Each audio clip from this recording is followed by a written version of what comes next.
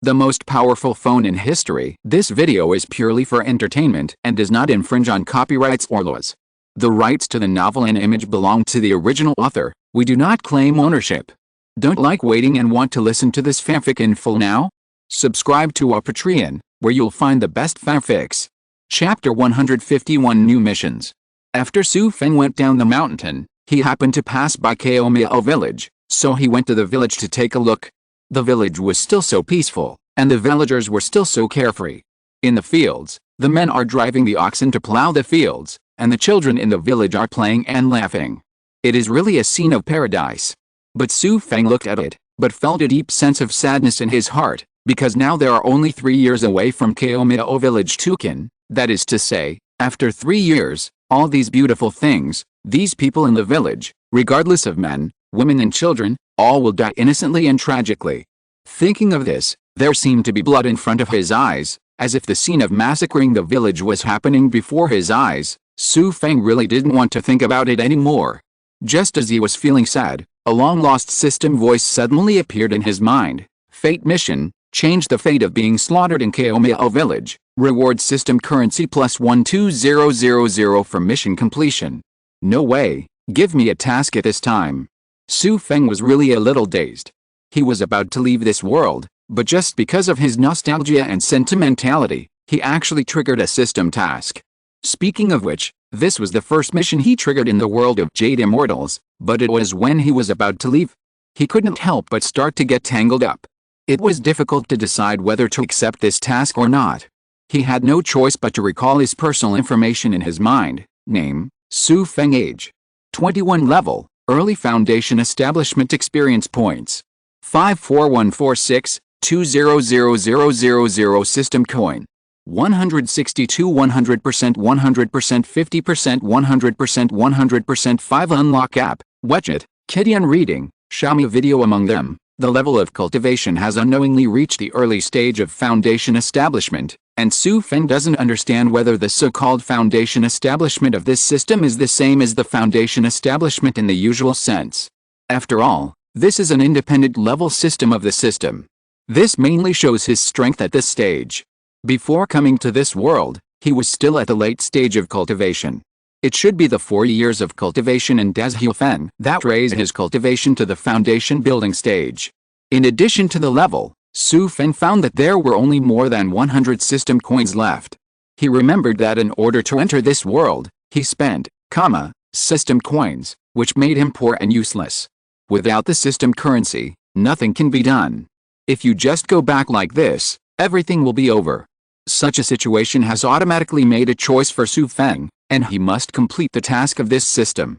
Deciding to take on this task, Xu Feng began to use his brain at full strength, and began to think of a way to complete the task. This task was obviously not an easy task. To change fate, one must figure out the origin of everything.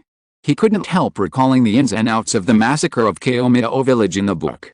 Miao village was actually slaughtered by Puzi. Puzi, one of the 4 great monks of Xian'an, likes to travel. He dreams of cooperating with King Ainman to combine King Ain's Taijizu and King Dao with Xian'an's Dafan Prajna to see if he can open up a new path of cultivation and study the way of longevity. After being rejected by the King Ain sect many times, Puzi was very disappointed. After being rejected again by the King Ain sect, Puzi came to Miao village at the foot of King Ain, and met Lin Jinggao and Zhang Xiafan by chance. From then on, he changed the 2 children's fate. Because Taoist Master King Song of King Ain sect coveted the blood-eating orb that Puzi accidentally obtained from the black-hearted old man of the evil way, so he masked and used Lin Jinggao to attack Puzi, Jingyu and Zhang Xiafan, who were present at the time. Puzi knew that he was about to die, but his lifelong wish had not been fulfilled, so he came up with the idea of teaching one of the 2 little dolls Dafan Prajna, and let him join King Ain again, so that his wish could be fulfilled. Later he chose Zhang Xiafan and gave him the blood-devouring orb, but Puzi thought that perhaps King Ain sect would not accept Zhang Xiafan with mediocre aptitude, so he came up with a ridiculous way to kill their parents and make them useless. Depending on it, King Ainman will definitely take in these 2 orphans. Because Puzi has been with the blood-devouring orb all year round, the demonic nature of the blood-devouring orb has penetrated into his heart. However, in the past, Puzi practiced so high that he could restrain the demons in his heart. Now that he is seriously injured, he can't control it. He actually washed the Kaomio with blood village. After going through all this in his mind, Xu Feng discovered that the cause and effect of everything, in the final analysis, still lies with Puzi. Puzi's good wish to combine Buddhism and Taoism together eventually bears the flower of evil, which also leads to the opening of the Wheel of Fate. If you want to stop all this, you must stop Puzi when the time comes, but the biggest problem is that everything happened 3 years later. Xu Feng knew that it was impossible for him to wait until 3 years later. If he was delayed for another 3 years in this world of Jade Immortals, it would be equivalent to staying for a total of 7 years, and at least 8 or 9 months had passed in the real world is too long. Time is precious, how can it be wasted like this? Xu Feng had to start thinking of other ways. He would never wait for 3 years unless it happened. However, he couldn't think of any good solution for a while, and it was getting late, so Xu Feng rested at the village chief's house that day. The village chief's family also remembered him, knowing that he had really succeeded in worshipping the fairy gate. They all kept calling Xu Feng immortal and immortal. Living in the village chief's house, Xu Feng began to frown and think about ways to change the fate of Kaomio village every day. Every day he would go to the village for a stroll, and gradually became familiar with the people in the village. Looking at the familiar faces, Xu Feng gradually felt that changing the fate of Kaomio village was no longer just a system task, but also a strong desire from his heart. He would never allow these simple and kind people to die like that. After a period of struggling, Xu Feng slowly sorted out the clues. Because he just wanted to combine King Ainman's Taijizuan Qingdao with Xian'an Temple's Dafan Prajna. Every time he came to King Ainman, he also came for Taijixuan Qingdao, and finally let King Song Taoist see his bite. The blood beads caused the massacre in Kaomio village. So what if you solve the problem from the source, that is to go directly to Xian'an Temple and teach Taijizuan Qingdao to Puzi? Anyway, I have mastered all the complete formulas of Taijizuan Qingdao, so it is not difficult. The more Xu Feng thought about it, the more he felt that only this method was the most reliable, and Puzi was a generation of eminent monks, so he would definitely not let himself suffer. Maybe he would exchange the exercises of Xian'an Temple with him at that time. Period. That would kill 2 birds with 1 stone. Slowly and carefully reasoning, finally Xu Feng confirmed the adoption of this method. Only in this way can the problem be solved from the source. If Puzi had obtained Taijizuan Qingdao's Kung Fu, then he would not come to Qingyan, and naturally there would be no bloody case in Kaomio village. It's finally on the shelves, let's update it first. There will be an update tomorrow during the day, and strive for the outbreak of the 4th update! Exclamation mark. Chapter 152 Deception, Part 2. After Xu Feng made up his mind, he was ready to take action, but he thought of another matter, which had to be resolved before going to Xian'an Temple. That is, if you go to Xian'an Temple to teach Puzi Taijizuan Qingdao, it will indeed change the fate of Kaomio village, but it will also change the fate of Zhang Xiaofan and Lin Jingyu. The fate of the two was originally connected with Kaomio village. Lin Jingyu is irrelevant, but if Zhang Xiaofan's fate is changed because of this, and he is unable to join the Qingyan sect, then the entire plot of Jade Immortal World will be rewritten. Zhang Xiaofan is the absolute protagonist of Zuxian. Would Zuxian still be called Zuxian without him?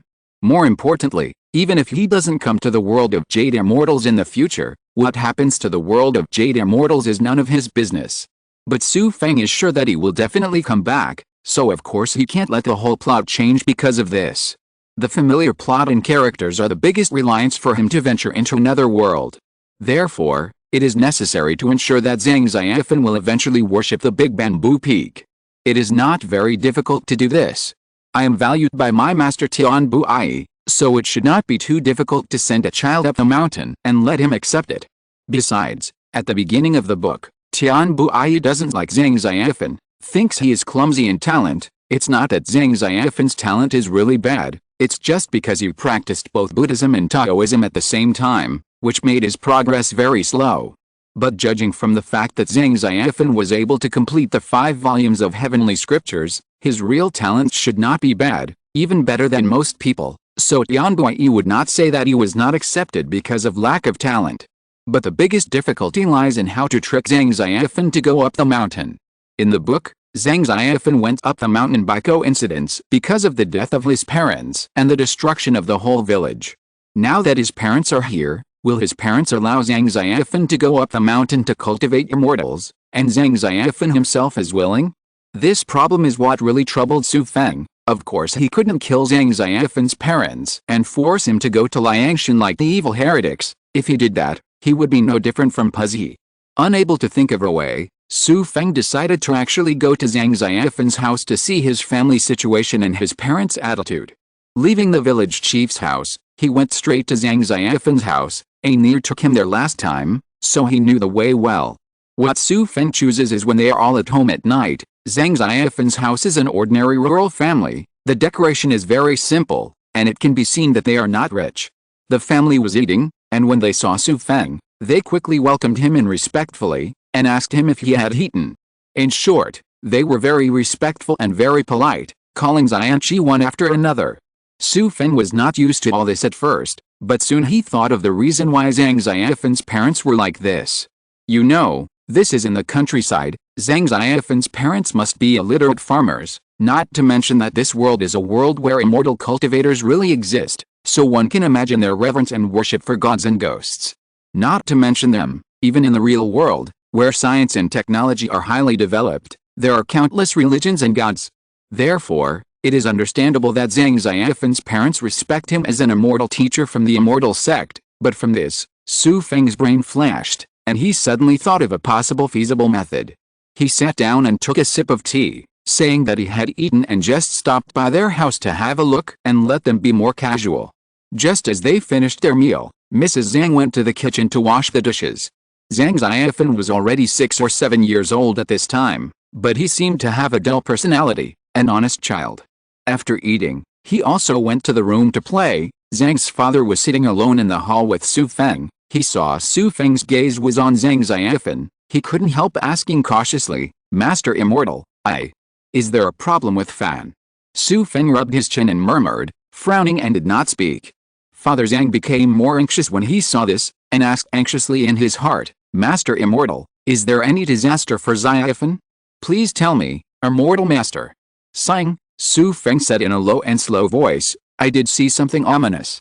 When I passed by your house just now, I felt a bloody light floating above your house, so I took the liberty to come in to distribute. Just now when I saw a young Master Ling, I realized that the source of this bloody disaster was him. I deduced it a bit, and found that young Master Ling will encounter a murder soon, and I'm afraid it will be very difficult for him to escape. How did this happen?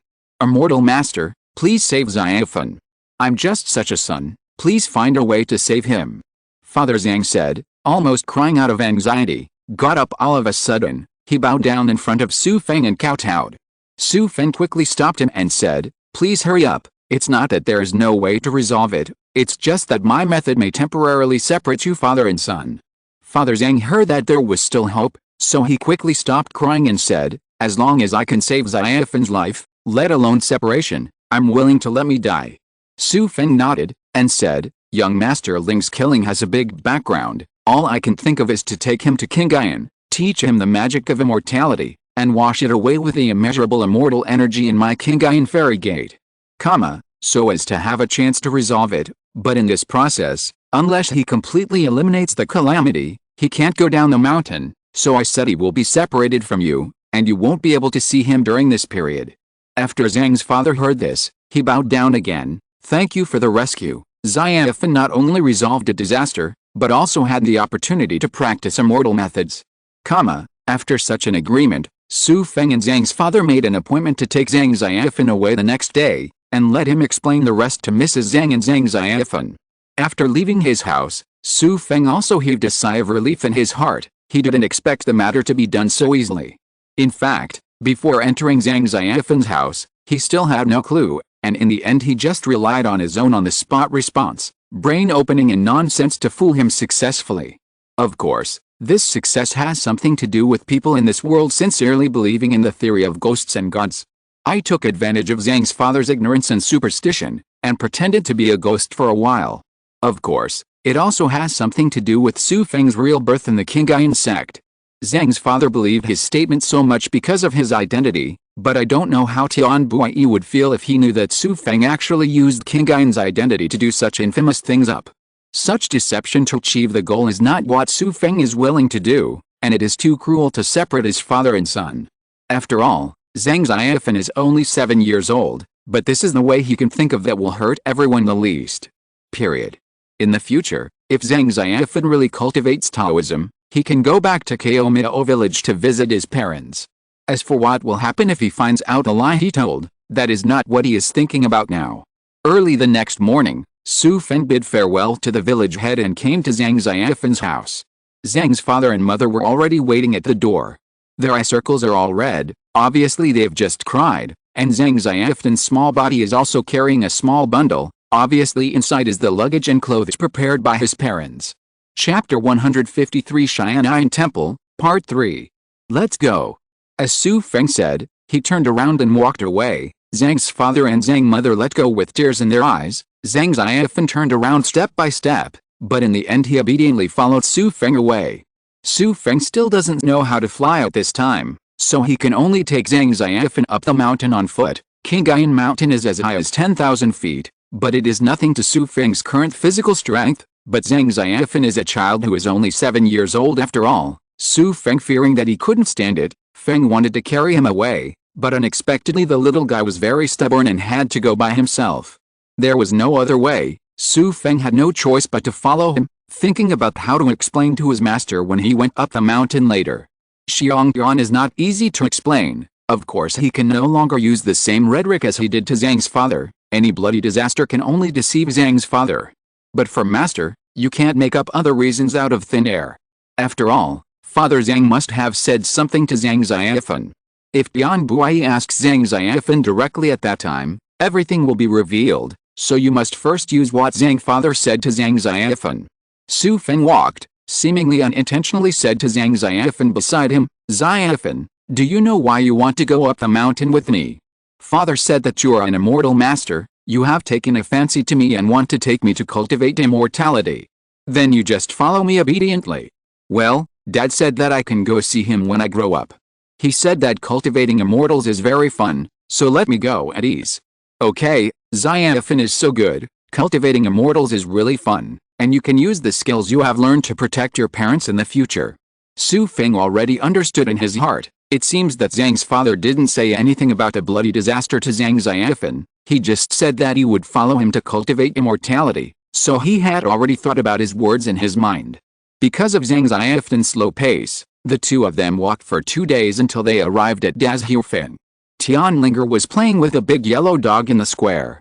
She found Xu Feng at the first time, and ran up with a cheer, and said happily, Brother Feng, you are back, great, Linger can play with you again. Xu Feng smiled and patted the little girl's head and said, yes, Linger is really good. At this moment, Tianlinger found Zhang Xiaofan who was standing beside Xu Feng. She saw this kid who was shorter than herself, her eyes rolled around, and she asked curiously, Brother Feng, who is he? Xu Feng glanced at Zhang Xiaofan and said with a smile, he is the playmate I found for Linger. I was afraid that you would be bored after I left, so I specially found a little brother to come up the mountain to accompany me here. In the hall of Shaojing Hall, Tian Buai was also surprised by Xu Feng's return, and asked, Fenger, did you find the materials for cultivating the magic weapon so quickly? Xu Feng clasped his fists respectfully and replied, reporting to Master, this disciple has not found the materials to refine the magic weapon. I came back this time mainly to bring a good seed to you, Master. Speaking of which, Xu Feng pulled Zhang Xiaofan from behind and said, this is the child. The disciple discovered him when he first came down the mountain. His talent is extremely good. What's more rare is that his parents are willing to send him up the mountain. Disciple knows that I don't have many disciples at Dazhu Peak, and I think you will like him, Master, so I took the liberty of taking him back to the mountain, and asked Master to punish him. Okay, you think about everything for Dazhufeng and Master, why would Master blame you? Tian Buai stood up from his seat, walked to Zhang Xiaofan, sized him up, stretched out his body and released his mana, checked his bones and tendons, nodded and said, it is indeed a good embryo, may I have your name? Zhang Xiaofan said nervously, Zhang Xiaofan. Okay, then you can stay.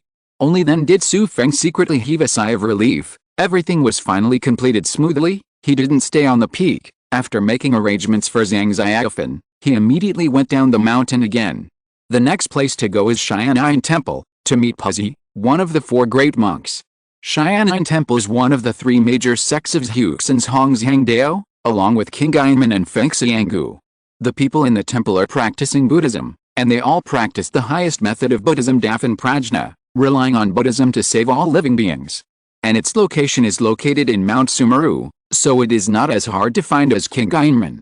Because Xian'an Temple is different from Qinghaimen and other fairy gates, after the current abbot Puhong took over as the abbot, he and the other three uncles comprehended Buddhism and made a great wish, saying, "Buddha is the Buddha of all living beings, the Buddha of one of us."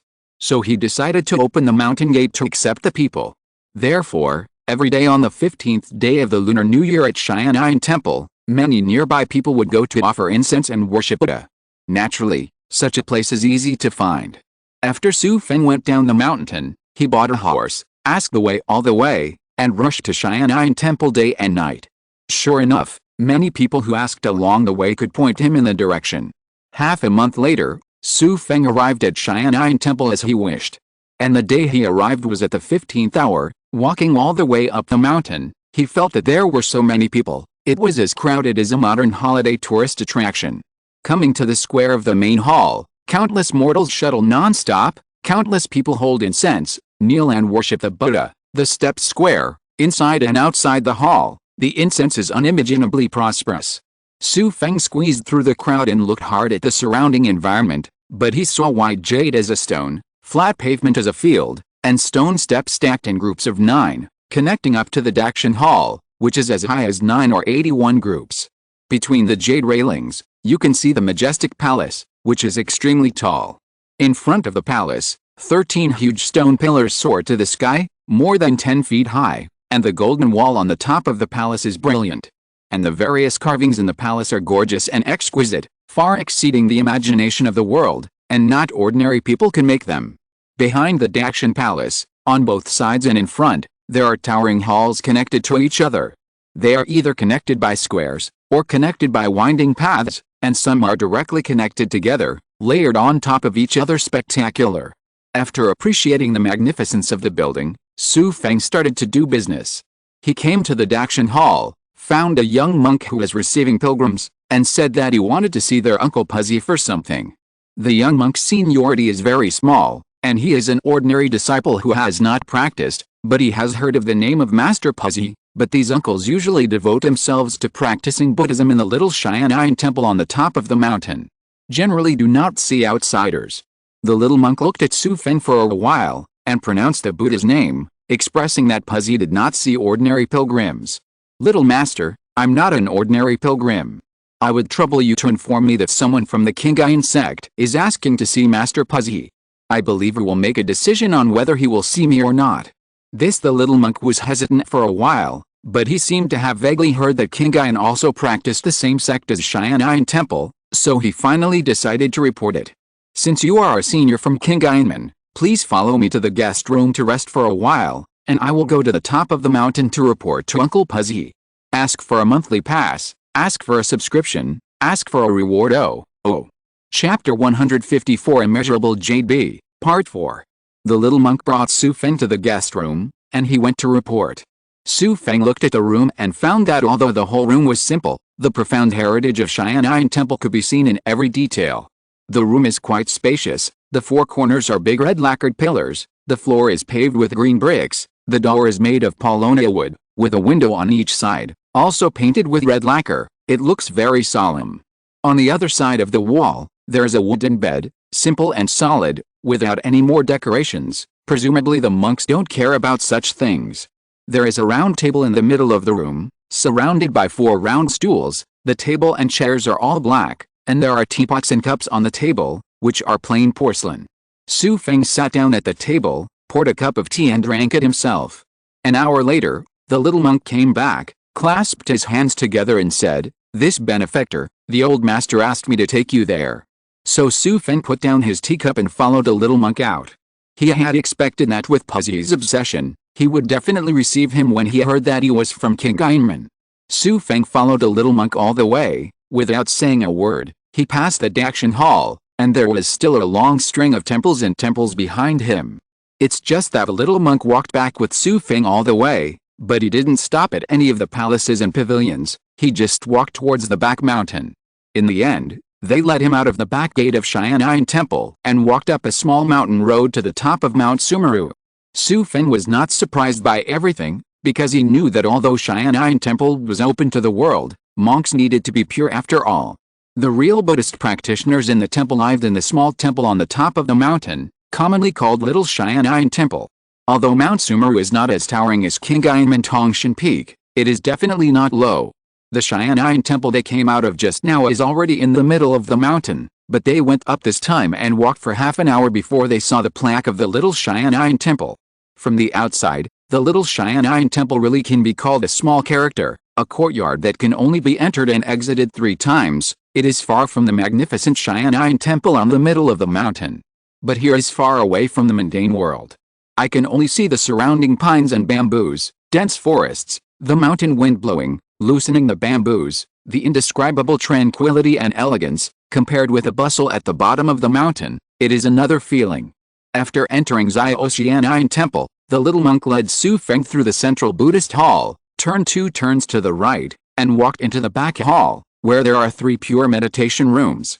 The little monk walked up to the door of the meditation room on the left, and said softly, "Master, I have already brought that benefactor." Immediately, an old but capable voice sounded in the Zen room, saying, "Please come in." The little monk turned his head, made a gesture of invitation to Xu Feng, and then went on his own. Walking into the Zen room, Xu Feng took a look around. The Zen room was unpretentious, and all the furnishings were similar to the ones he had just seen at the foot of the mountain. On the futon in the middle of the room, sat a benevolent monk, holding a bunch of rosary, looking at him with a smile on his face. This monk should be that universal wisdom. He clasped his hands together and said, "Amitabha, are you from Qinghai?" Exactly. Xu Feng, a junior Qinghai disciple, is paying a visit to Master Puzi. Puzi looked at him carefully from top to bottom. His eyes shone with a strange light, and the rosary in his hand turned slightly, and he said after a while, "I don't know why the benefactor asked to see me." Xu Feng pondered for a while, and finally decided to get straight to the point and explain his intentions. "Master Puzi, I have always heard that you are committed to integrating Buddhism and Taoism to comprehend the law of longevity. You have also visited my Qinghai several times. Not bad, right?" Puzi just nodded slightly, waiting for the next word. "And I know that the master has actually failed to get his wish several times. Today I came here to teach you, Master, my Qinghai's Taijizuan Qingdao, and help you fulfill your wish."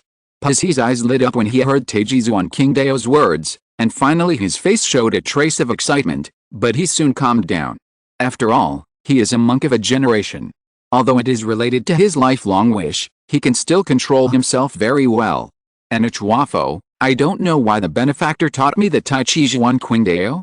For you, this is considered a betrayal of the teacher, and you are so young. Do you have a complete Tai Chi Zhuan Qingdao formula?" Xu Feng smiled calmly and said, "You don't have to worry about this, Master. I do have complete formulas and exercises. As for betraying the Master, I don't think it counts, because in fact, I have the same philosophy as the Master.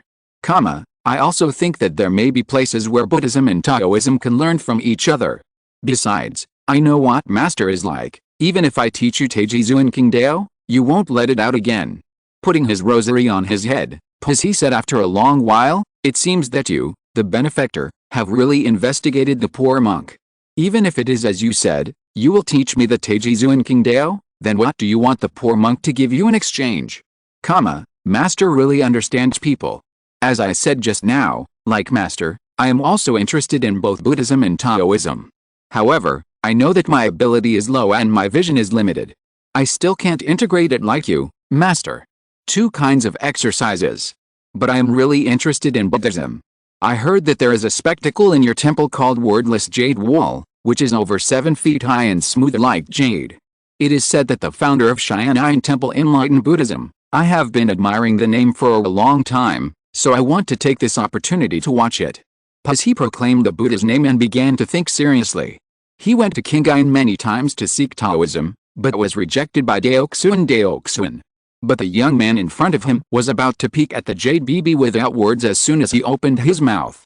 This jade bibi is the treasure of Xu Temple, so it is not easy to show it to outsiders. Various thoughts surged in his mind, But Pussy finally couldn't resist the obsession in his heart, and said, "Okay, I promise you. Thank you, master, for making it happen." In the following time, Xu Feng lived in the small temple on the top of the mountain, and he began to teach Pussy, Taiji, Zhuang Qingdao the cultivation method. As a generation of eminent monks, Pussy naturally kept his word, so Xu Feng was not worried at all that he would renege on his debts after the teaching was over. The cultivation method of Taiji Zhuang Qingdao, in the beginning, actually conflicts with the deaf and prajna of Xian'an Temple. Fortunately, Xu Feng just passed on the exercises to Pussy, and asked him to memorize them first. Although Pussy is old, he still has a good memory. It took a day and a night to teach all the formulas. After Pussy finished learning all of them, he already knew that this was indeed the true Tai Chi Zhuan Qingdao, so he fulfilled his promise and asked the young monk to take Xu Feng to the wordless jade bee. Chapter 155. The wordless jade wall is in the back of Mount Sumeru. Xu Feng thought it would be easy to find, but unexpectedly the little monk who followed the guide walked for more than half an hour without seeing him. He was a little surprised in his heart, but he didn't say it out. He began to think about the information about the wordless jade in his heart along the way. The reason why he asked to go to the wordless jade bee was because it contained the most powerful technique in the entire Xu Feng world, the Heavenly Book.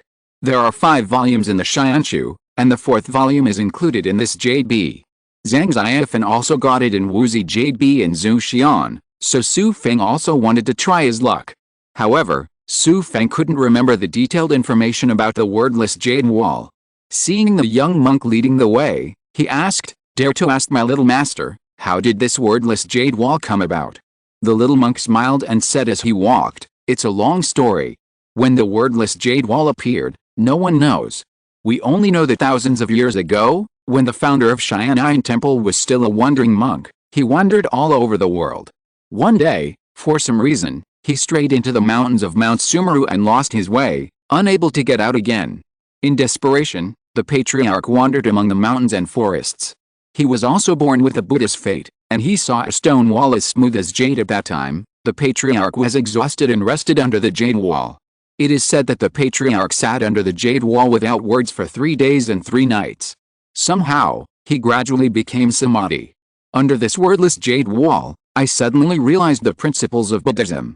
In addition, it is said that the patriarch actually realized the supreme true Dharma Def and Prajna passed down from generation to generation in Xian'an Temple under the jade wall without words, thus establishing the Xian'an Temple's lineage in the world position in monasticism. After hearing this, Xu Feng understood that the patriarch of Xian'an Temple probably also comprehended Def and Prajna from the 4th volume of the Heavenly Book in the wordless jade disc. I followed a little monk along the mountain road for another half an hour, zigzagging among the high mountains, and unknowingly left Xian'an Temple far behind and could no longer see it.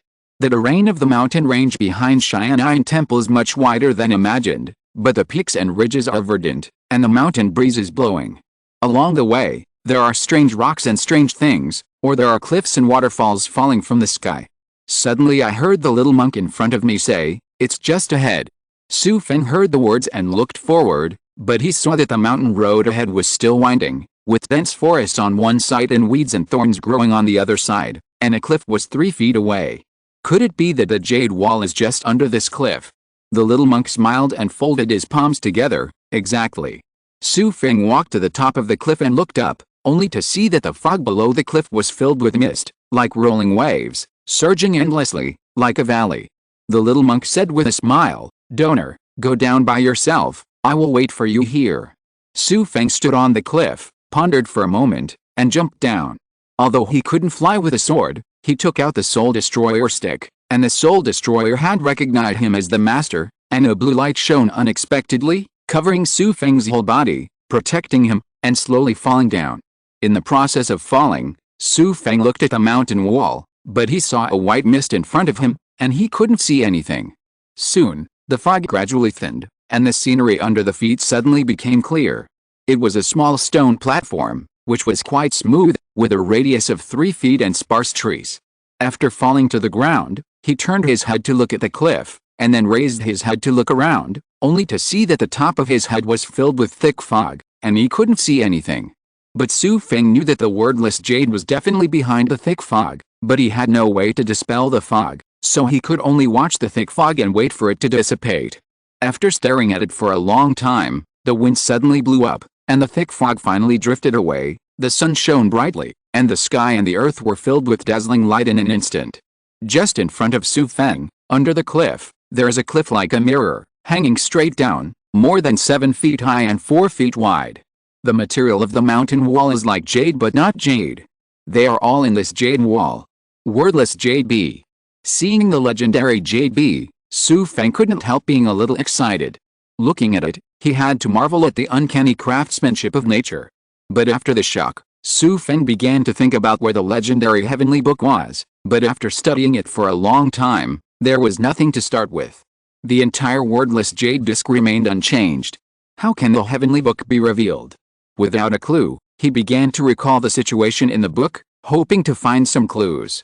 In the book, the reason why Ye Xiner came to the uncharacterized Jade B is that Abbot Puhong wanted to use the Buddha energy in the uncharacterized Jade B to get rid of the evil spirit on Ye Xiner. But in the end it failed, and it caused Yu B's violent reaction, which led to the heavenly scriptures appearing on it. Thinking of this, Xu Feng's heart skipped a beat, wondering if it was the evil spirit that caused the heavenly book to appear. It just so happens that the deadly weapon, the Dementor rod, is in his hand, so take it out and try it out. Take out the soul absorber, read the mantra, and drive it to emit a dark green light, which diffuses towards the immeasurable jade. As soon as the soul hunting came out, the fierce aura was indeed victorious. The green light reached the Jade B, but entered the Jade B without any hindrance. After the faint green light entered the Jade B gradually changed. A golden light appeared out of thin air. The golden light and the green light unexpectedly started fighting. Just as the two colors of light were fighting endlessly, the light was flashing randomly, and there were many visions. There was a sudden thunder in the sky, and the sky dimmed.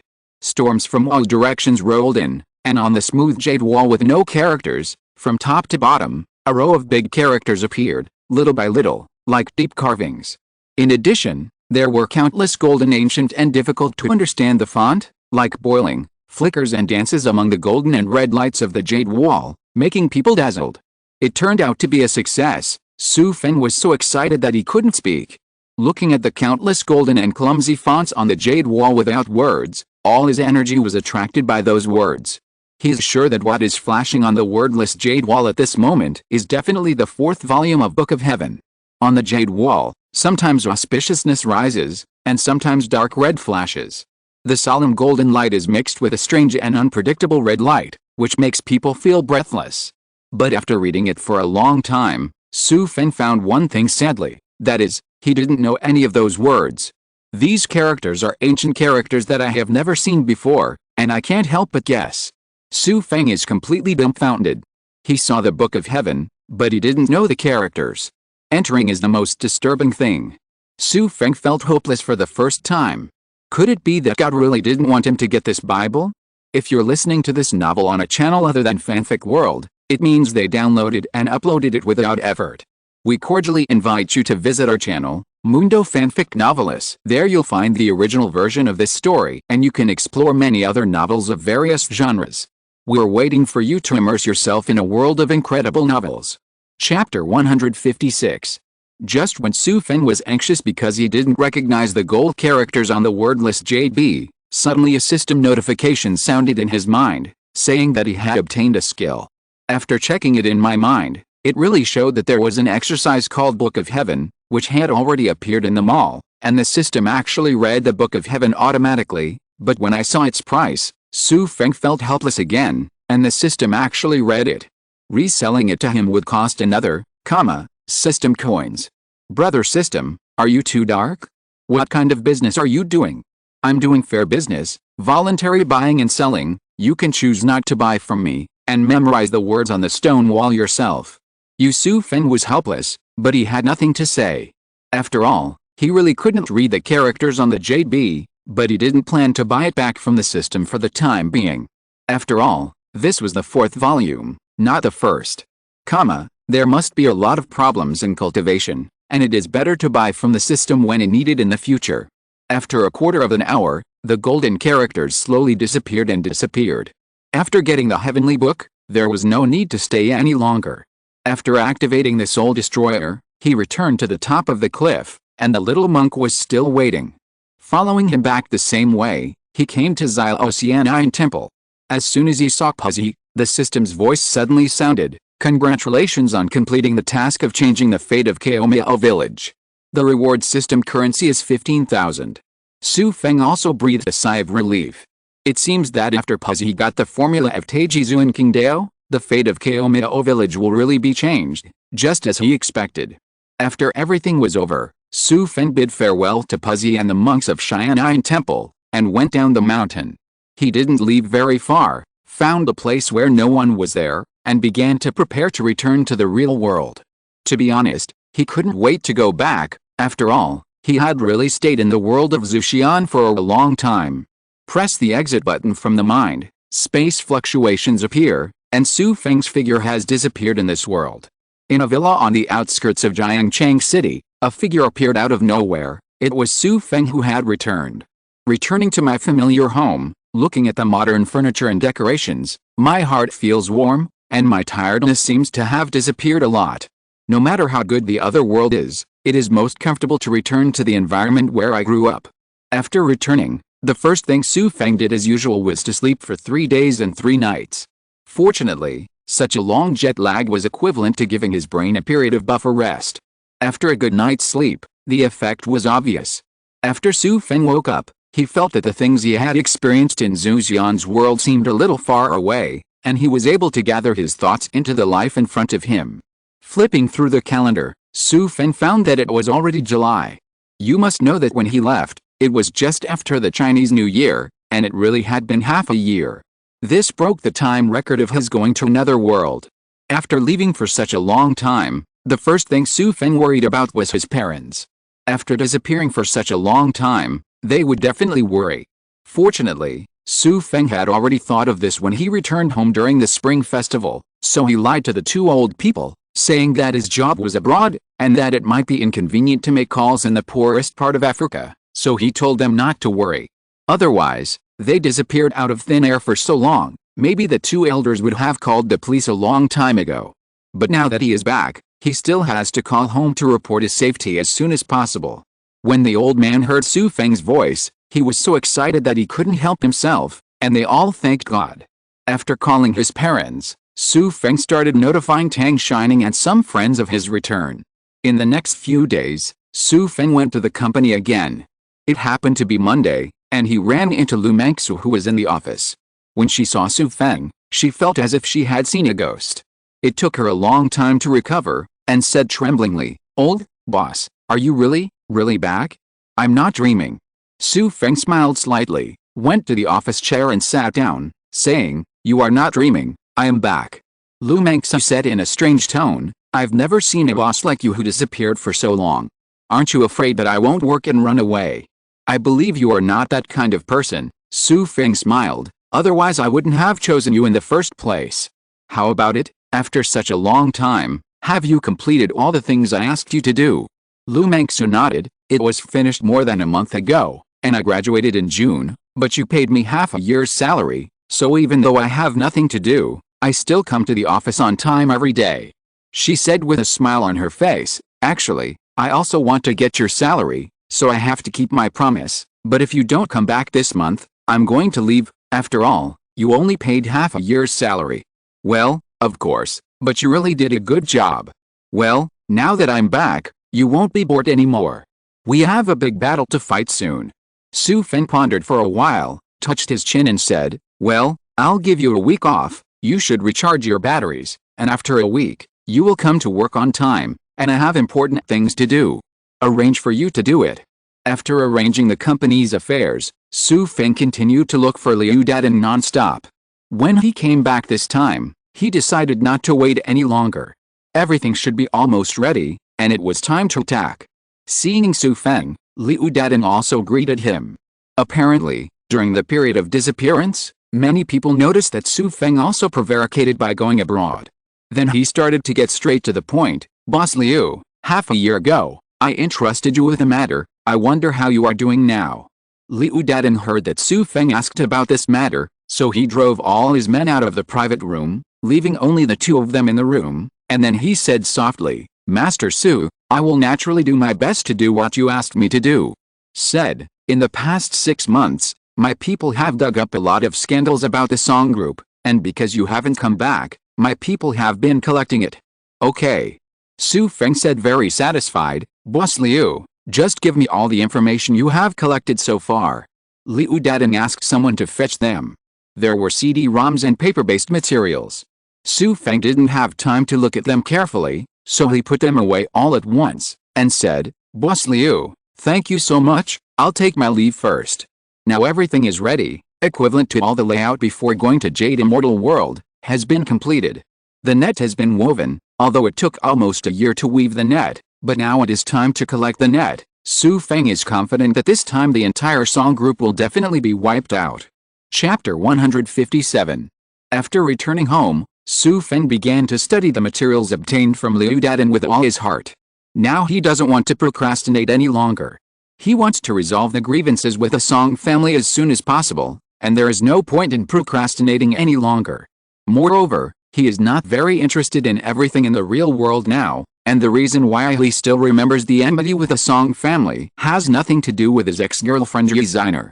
Now Xu Feng wants to solve the Song group, not because he wants to get Ye Xiner back, absolutely not, but because of Song Xianhua's discrimination and insult to him, the assassination, and Lin Dong's revenge for him matter. These things happen one after another, and Xu Feng had already lost his patience. Song Xianhua had already offended him thoroughly and destroyed the Song group before he could vent his anger, even saying it wasn't enough. In the face of people who have heard him, Xu Feng has never been a magnanimous person, not to mention that he has this ability now, so he doesn't want to hold back. Now that everything is ready, it is a good time to do it. May have long nights and dreams. Looking through these secret materials carefully, Xu Feng found that the Song group was really not an ordinary gangster, or the birth of a capitalist, who didn't bring blood and crime. In particular, the first generation of companies developed at a time when the market was not yet mature and regulated. It can be said that as long as there are no companies that started at that time, none of them are clean. It depends on whether someone will pull these things out. What's more, the Song group's group has never stopped their secret activities over the years, and their hands and feet have never been clean. After reading all the materials, Xu Feng not only had a deeper understanding of the Song group, but also became more confident in his heart to bring them down. And among these news, there was a scandal about Song Xianhua's father raising Xiazan outside, and there were all kinds of picture evidence. After Xu Feng thought about it, he found one of the most influential local newspapers in Jiangcheng, and sent all the information anonymously. These newspapers were eager for big news all day long, so they were naturally ecstatic about the material Xu Feng sent. Period. The next day, this news appeared on the local headlines in Jiangcheng. The Song group is quite well known in Jiangcheng. Ordinary people already have a curiosity-seeking mentality, so this news quickly caused a sensation. The entire Jiangcheng was almost everyone knows about Bao Xiazan, chairman of the Song group. Although these scandals will not cause substantial damage to the Song group, they will definitely have an impact on the reputation of their company. Another one, in China, although keeping a mistress is a matter of one's personal morality, many times, people will automatically connect to the issue of character, and then deny everything about a person. So many times, whether it's officialdom or business struggles, many people will first focus on a person's personal morality and style, that is, sex and women, so as to completely ruin a person's reputation. Xu Feng happened to find such a piece of information in the information, so he used this weapon naturally. And in a certain luxury villa in Jiangcheng, Song Xianhua was holding a newspaper in his hand, looking at the shocking words on the headlines and roaring like thunder, "You trash! I don't care what method you use, you must give me the negative side of this matter. Minimize the impact." And similarly, in another villa, Song Xianhua's father, who was also frowning at this time, was kneeling on the ground, looking at the woman in front of him and begging for mercy. "Honey, it's all my fault, I'll go and talk to that mistress right away. Break up, I promise I will never associate with her again." Even though he said so, what he hated the most in his heart at this time was the whistleblower. He was really out of anger, and a family that was good was almost torn apart because of this scandal. Xu Feng, who was hiding behind the scenes, observed the changing situation on the field like a chess player. This scandal lasted for about a week, and as a listed company, Song Group's stock was naturally affected, and there was a big drop. But these were not enough for Xu Feng. Everything had just begun, and when the matter was about to cool down, Xu Feng compiled another piece of material about the Song Group. This time, it was no longer a sex scandal, but something about the violations of regulations and disciplines that occurred during the operation of the Song Group. This time he switched to another newspaper, and also sent the letter anonymously. The same ferocious news, coupled with the fact that the Song Group has become the focus due to the sex scandal, and the newspaper has received so much evidence of violations of discipline, it is naturally very excited. All of the editors and reporters were busy writing and revising the manuscript. On the next morning, a blockbuster was dropped on the lake again, and Jiangcheng was boiling again.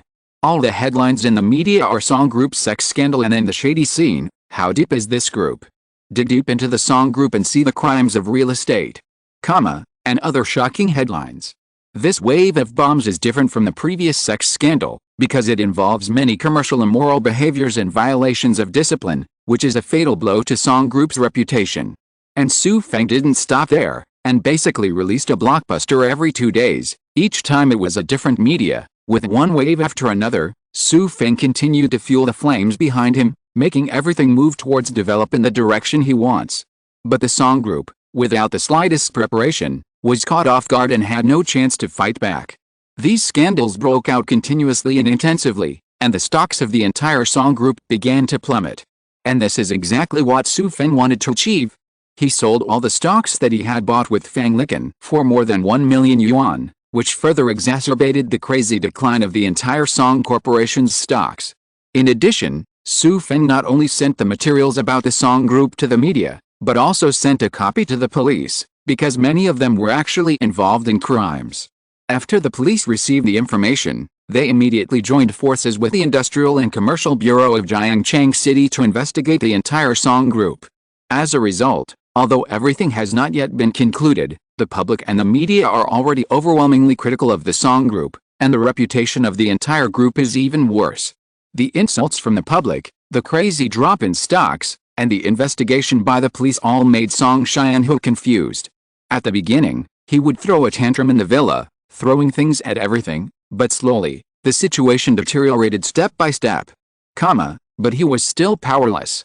In the end, he seemed to give up resistance and shut himself in the room all day long. And there is another saying, the wall is falling and everyone pushes it. Seeing the Song Group being tainted, its competitors ran out to add insult to injury, regardless of whether they had it or not, and began to pour dirty water on the Song Group. These are not Xu Fengnen. I'm in control. Chapter 158. Everything was moving in the direction Xu Feng had planned. The scandals broke out intensively, the entire Song Group's reputation was damaged, and the stock plummeted as a result. Every step was what he expected. But these were not all. No matter how the stock fell, there was only one way to hit Song Xianhu completely and make him sad in the end, and that was to snatch his most important thing and make it his own. Just imagine, suddenly one day, the things you are most proud of and most worthy of showing off in your life become someone else's overnight. This is probably the most sad and hopeless thing. What Xu Feng wants to do now is this: he wants to turn Song Xianhu, the rich second generation, the most worth showing off, that is, the so-called Song Group of his family, into his own. When I came to the company, a whole week had passed, and Lu Mengsu showed up at the office on time. She is dressed in a white collar, with a white shirt on her upper body and a tight skirt on her lower body. She is pure and sexy, very charming. As soon as Xu Feng came to the company, he began to order her to do things. Remember what I said last week: after a week of rest, there is something important for you to do, and now is the time. Lu Mengsu said with anticipation and excitement on her small face. Boss, if you have anything to do, just ask, and I promise to finish it. Very good, Xu Feng nodded in satisfaction. Actually, what I want you to do is very simple, that is, from now on, keep buying the stocks of Song Group from me, as much as there is in the market, don't hesitate. Ah, boss, are you sure you want to buy that Song Group stock? Lu Mengsu stuttered in surprise. I heard that the Song Group stock price has plummeted due to recent scandals. Boss, are you really not thinking about it anymore? Don't think about it, just buy the shares of the Song Group, just do it, remember. Buy as much as you have. Lu Mengsu had no choice. After all, Xu Feng was the boss. Although she couldn't figure out what was the use of buying the stock of a company that was plummeting, she could only do as required. Although Xu Feng's company is just a leather bag company, its cash reserve is not inferior to any big company at all. After all, the last time he went abroad, all the money he got from selling gold to the local rich in Saudi Arabia was in this leather bag company. On the account, Lu Mengsu used it arbitrarily. After explaining the matter, Xu Feng left. After all, Lu Mengsu is a top student in economics, and buying a stock is not the easiest job. Xu Feng didn't need to worry about the next thing. He just watched the situation silently and waited for the final result. And it was summer vacation time at this time. Su Yaotong, Xu Feng's younger sister, happened to be taking the college entrance examination in June. Her grades had already come out, her volunteers had been filled out, and she was at home with nothing to do. Xu Feng happened to be back at this time, so she asked to come to Jiangcheng to play with him, but at that time, because she had just come back and was busy laying and collecting nets, she had no time to accompany her, so she refused. Now that he has time, he drove home himself and took his younger sister Su Yaotong to Jiangcheng. All the way to the villa, when Xu Feng opened the door and Su Yaotong got out of the car and saw the mansion in front of him, he was surprised. "Brother, is this really your house?" "That's right, is that still fake?" "Silly girl," Xu Feng said and patted her head lovingly. This is too big, too luxurious, brother, you are amazing, haha." Su Yaotong laughed like a silver bell as he spoke, and ran happily into the villa. Xu Feng followed behind and also entered the house. Seeing his sister happily touching here and there, he was also full of happiness in his heart. It was his greatest wish to make his family happy. After being excited for a long time, Su Yaotong's heart began to calm down slowly. He sat in the living room with his brother Xu Feng, and the two chatted about interesting things about their childhood. "Sister, which city did you volunteer to go to university this time? Which school did you apply for?"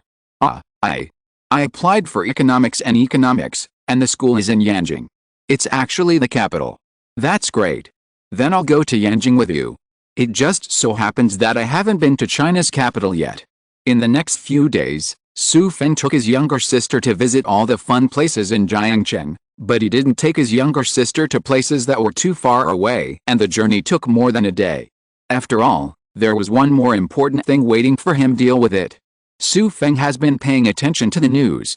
After he sent all the materials to the police station, one day 2 weeks later, the local TV broadcasted a picture of Song and his son being handcuffed and taken away by the police.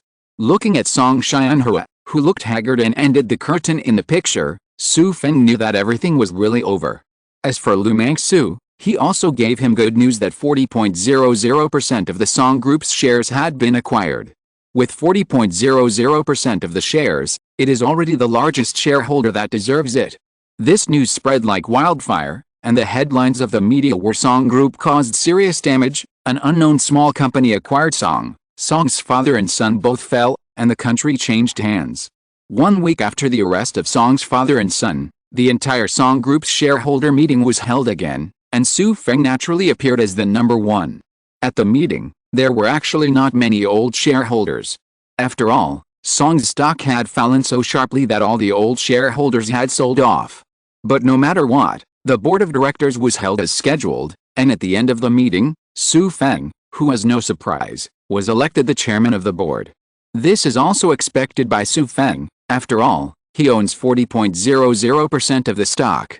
The first thing Xu Feng did after becoming the chairman of the board was to change the name of the Song Group to the Xu Group.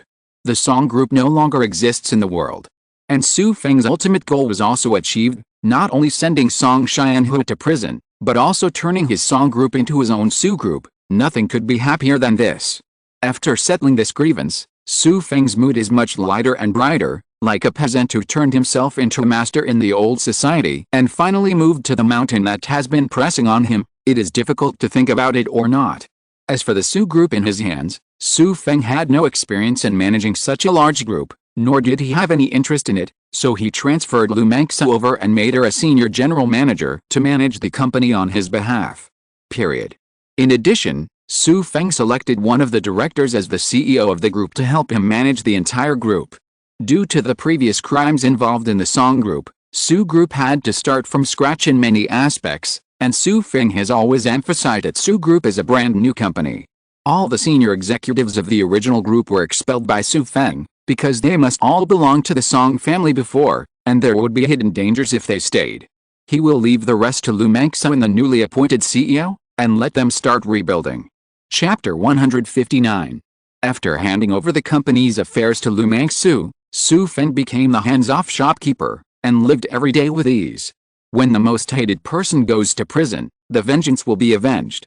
Even if you want to be happy, it is hard to be happy, but as the saying goes, you have to let a person die to understand. Xu Feng went to the prison to visit Song Xianhe. Due to the large amount of money involved in the case, the final verdict has not yet come out, but the minimum will not be less than 3 years. And Song Xianhe was also very surprised that the person visiting the prison was Xu Feng. He said with an ugly face through the glass, "What are you doing here? Are you here to see my joke?" Xu Feng smiled slightly, and said softly, "You really have self-knowledge. I did come to see your jokes, haha." Song Xianhe's face was livid. He gritted his teeth and said, "I am just temporarily down, don't be too happy, I will definitely make a comeback." "Really? It's a pity that I won't give you this chance." Xu Feng said with a laugh and said, "By the way, I want to tell you some good news. I planned everything behind you today, and now your song group is called the Xu Group. Are you very happy?" I want to kill you," Song Xianhe said excitedly and stood up, the iron chains clanking, his eyes wide open.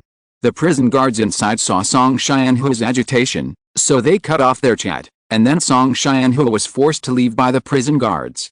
He struggled fiercely, keeping his eyes fixed on Xu Feng. It's a pity that Xu Feng didn't seem to care at all. He just waved at Song Xianhe with a smile on his face, which stimulated Song Xianhe even more, but unfortunately he was pulled in the end. This visit to the prison was considered a complete success. Xu Feng's purpose was to disgust Song Xianhe, and now the effect has been achieved. Seeing his furious and powerless appearance, Xu Feng really felt happy. And the face-to-face slaps were all to avenge the time when he was insulted. Xu Feng has always been a person who holds grudges, a person with clear grievances. After coming out of the prison, standing at the door, he let out a long sigh of relief. Although it was less than 2 years, his life has changed so much. The experience of this period of time is sometimes like a dream when I think about it, but today I really saw my enemy in prison uniform. Xu Feng knew it was real. 2 years was also the stage of my fledgling, and now I have finally passed it. When Xu Feng was herding the spring and the autumn, he found a car parked at the gate of the prison. The door was opened, and a figure got out of the car. After just one glance, Xu Feng recognized it. The visitor also found Xu Feng, and was obviously taken aback for a moment. The two just looked at each other in silence, neither of them spoke first. It was his ex-girlfriend Ye Xiner who came out of the car. Xu Feng found that he was able to look at her calmly now, and there was no emotional fluctuation in his heart. Time changed everything after all. When we were separated, we cried out in the rain, the heart-wrenching pain I thought I would never forget, but now it all fades away. Although it was 2 years, but with the time spent in another world, Xu Feng's mental age is absolutely mature from this moment. After being deadlocked and silent for a while, Xu Feng knew that he had put it down, so he walked towards his car, not intending to say hello to Ye Xiner. But when he walked past Ye Xiner's voice came over, "You didn't want to say a word to me." Xu Feng paused, but in the end he didn't say anything, and wanted to continue walking. "Why, you don't even dare to talk to me now? Do you still like me? Do you think you can chase me again after you overthrow the Song group?" Xu Feng stopped again, but still didn't say anything. Seeing him stop, Ye Xiner stepped forward and continued to speak sharply, "I advise you to give up your heart. I can't be with you, you compounded." Xu Feng turned his head slowly, looked at Ye Xiner who was close at hand, smelled the familiar body fragrance, stared into her eyes, looked at this familiar face. It was hard for him not to think of the university and her time together. But the person with the same face in front of him is so different from the one at that time. Everything has changed. Ye Xiner is no longer that Ye Xiner. With a sudden smile, Xu Feng said slowly, "I really let go of everything I used to. I brought down the Song group, and I have nothing to do with you. Please don't think too much." After finishing speaking, Xu Feng didn't care about Ye Xiner's expression. He turned around and left without looking back. No matter how Ye Xiner shouted behind him, he didn't stay any longer. After getting in the car and returning home, Xu Feng didn't want to have anything to do with Song Xianhu and Ye Xiner anymore, and all of this has been completely reversed with him. After completing this major event, it was really a lot easier, and he didn't need him for the company's affairs.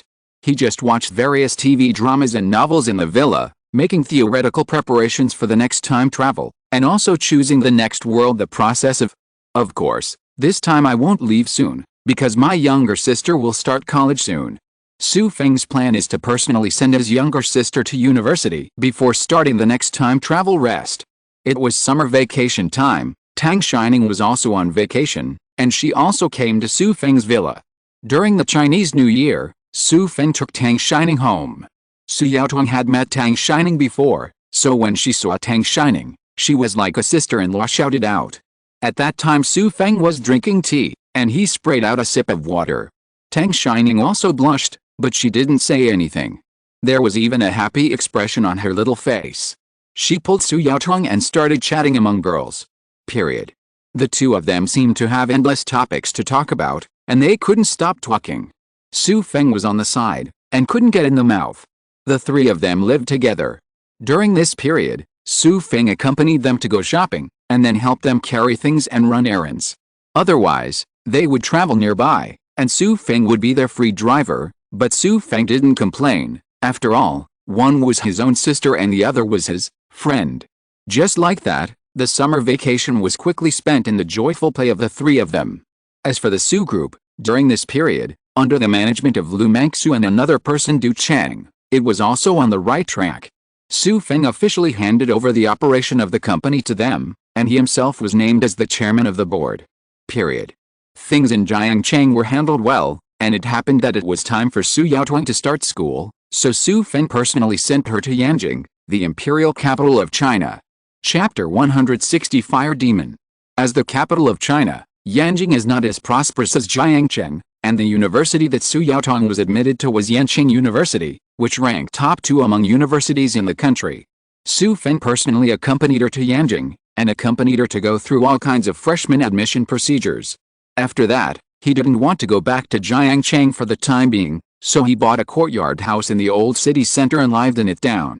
Everything in Jiangcheng is over, and Yanjing is a new city and the ancient capital of China. Xu Feng wants to experience this city well. Yanjing is not only the capital of the empire, but also the ancient capital of thousands of years. There are many cultural relics and abundant tourism resources. Xu Feng wandered around alone without any worries, but there were actually many things that he had personally seen in ancient times so beautiful. After all, nothing can stand the baptism of time. Many architectural relics are restored by modern people, and Xu Feng himself traveled to the ancient world several times and saw the buildings of those times with his own eyes. So these palaces and ancient buildings in Yanjing are not very attractive to him. After seeing a few places, Xu Feng lost interest. His younger sister was studying at school, and there was nothing he needed to help with, so after a rest, Xu Feng was ready to go to the next world. After traveling through so many different worlds, Xu Feng is now very experienced. At the beginning, he didn't understand the pros and cons of it at all. For example, he chose to go to the zombie world in the second world. Now that I think about it, it's really quite dangerous. But when he just had the ability to time travel, he didn't think too much about it. If he were to choose now, he would definitely not make such a choice. In the last world of Jade Immortals, he had obtained very good cultivation techniques. In fact, if he practiced well next time, his strength would gradually increase, but Xu Feng felt a little urgent in his heart. He wanted to break through faster and increase his strength faster. Because he remembered the promise he had made to girl, and when he thought of that there was a person waiting for him to go back in that different world, he couldn't help but work hard. Waiting is the most painful thing, and he wants to pick her up as quickly as possible. After thinking about it for a while, the world Xu Feng decided to go to was the Fengyan world he had been to before.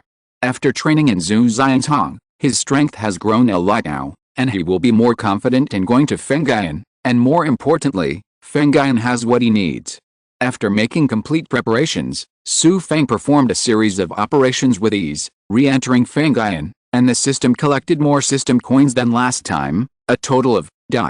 With a deduction of ... system coins, Xu Feng disappeared in his home in Yanjing courtyard in a burst of space fluctuations. In a wilderness with no one around, a black spot suddenly landed in the sky, getting bigger and faster, and finally fell to the ground with a bang. It was Xu Feng. "Oh, my ass, brother system, what are you doing? Why did you throw me from the sky this time? Are you not afraid that I will die?" "Sorry, miscalculation." Xu Feng had no choice but to continue rubbing his butt, and slowly got up from the ground. Every time he was in the wilderness, he was used to it, and he already knew how to deal with this situation. He looked around for a while, roughly distinguished the direction, and after choosing a direction, he began to walk straight forward. With his current skills, no matter whether it was a mountain or a river, he could not stop him. After walking like this for a long time, when it was dark, he came to a small village. When he saw the few lights in the village, Xu Feng breathed a sigh of relief. At least he didn't have to sleep in the wilderness tonight. He knocked on the door of a house at the head of the village, and soon an old man with white hair came to open the door. Hearing that Xu Feng wanted to stay overnight, the old man did not refuse and let him in. There were only 2 elderly people in this family. Xu Feng couldn't help being a little surprised when he saw it. You must know that in ancient times, every family would have many children. After all, in an agricultural society, labor forces the productivity. How come there are only 2 elderly people in this family? But it's not good to rashly ask people about their privacy. The old couple are very kind and enthusiastic, and they wanted to warm up a meal for Xu Feng, but he refused. After resting for one night like this, after Xu Feng had breakfast the next day, he was about to leave, but before he left, he still couldn't help but ask curiously, "You 2 old people," the younger generation would take the liberty to ask. "Are you 2 old people? Where are your children?" When the old man and his wife heard this, their expressions darkened, and finally the old man said slowly, "Our old couple originally had a son. When he was 20 years old, my wife and I were going to find him a son. Wife, I have already found the girl's house, and I'm waiting to pass the door, but my son went up to the mountain to cut firewood that day, but he never came back." When the old man spoke, he couldn't help himself, his voice was a little choked up, and the old woman was on the side, even shedding tears. Obviously they missed their son again. Xu Feng didn't expect to inadvertently provoke the sadness of the 2 old people, and felt very sorry, so he had to comfort the 2 old people. After the old man calmed down, he continued, "After my son disappeared, people in our village searched for it for several days, but found nothing. On the contrary, since then, people in the village have disappeared every once in a while." "Ah, how did this happen? Then you don't know what's going on until now?" Xu Feng asked with concern. Later, there were rumors in the village that there was a fire demon in the back mountain, and the missing people were eaten by the fire demon. Later, no one dared to go to the back mountain, but occasionally people in the village still disappeared. Alice. Fire demon. Xu Feng couldn't help being very puzzled. From the words of the old man, it can be found that this fire demon is indeed elusive, and actually eats humans. You must know that this is not a world of fairy tales. This is Fengyuan, or it belongs to the category of martial arts. Monsters or something? It stands to reason that this matter has nothing to do with Xu Feng. He re-entered Fengyuan world this time mainly for the thing that can quickly improve his cultivation, and maybe it also has the effect of longevity. This thing is Longyuan. But the people in the village in front of him are threatened by the fire demon and will die every once in a while. Now that I have encountered it, it is difficult to turn a blind eye. And now that his cultivation base has improved a lot, there should be no danger of threatening him. After weighing it, Xu Feng decided to stay and help the villagers deal with the fire demon first. When the old couple heard that Xu Feng was going up to the back mountain alone to eliminate harm for their whole village, they were shocked and speechless, but after they realized it, they tried their best to stop it. "Little brother, you can't go. If you go, you will die. You should go quickly. Don't go to the back mountain." "I don't have a eunuch." The update was suddenly interrupted, making all book lovers wait, and I was really scared in my heart. But it is indeed a force majeure factor. On that day last week, I was thinking about the plot at home. Suddenly, someone came to inform me to put out the fire. It turned out that my dad set fire to the weeds in his field in the field. I didn't want the wind to be special. It is big, the fire takes advantage of the wind, and it burns bigger and bigger, and it will burn to the nearby mountain. If the mountain is burned, the consequences will be unimaginable, and it may not necessarily go to jail, so at that time, I took the branch and went to start a fire. The family members were dispatched. Finally, The fire was extinguished and it did not burn to the mountain. But sadly, my hands were burned by the fire during the process. I went to the hospital to bandage, and my hands were covered with blisters, so I couldn't use my hands. The meals are all fed by the family. After a few days of self-cultivation, I finally got better. I tried it today, and my right hand can slowly use the mobile phone to code, so I quickly coded a chapter. By the way, I will explain it to everyone. I apologize again and resume the update. Happy. Chapter 161 Familiarity. Although the villagers stopped them out of good intentions, Xu Feng finally persuaded them and came to the back mountain of the village alone. He said it was the back mountain, but in fact it was still some distance away from the village. There is nothing out of the ordinary, a very ordinary mountain. Xu Feng did not relax his vigilance, and walked up the mountain cautiously. There were ordinary trees growing on the mountain, and the forest was not dense, and there was a small path, which should be the path that the villagers used to go up the mountain to cut firewood. It was barren, with some shrubs and weeds growing. After walking for a while, there was nothing abnormal, everything was calm, but gradually his body began to feel hot and dry. At first Xu Feng thought it was because he had been walking for a long time, and his body was getting warm normally.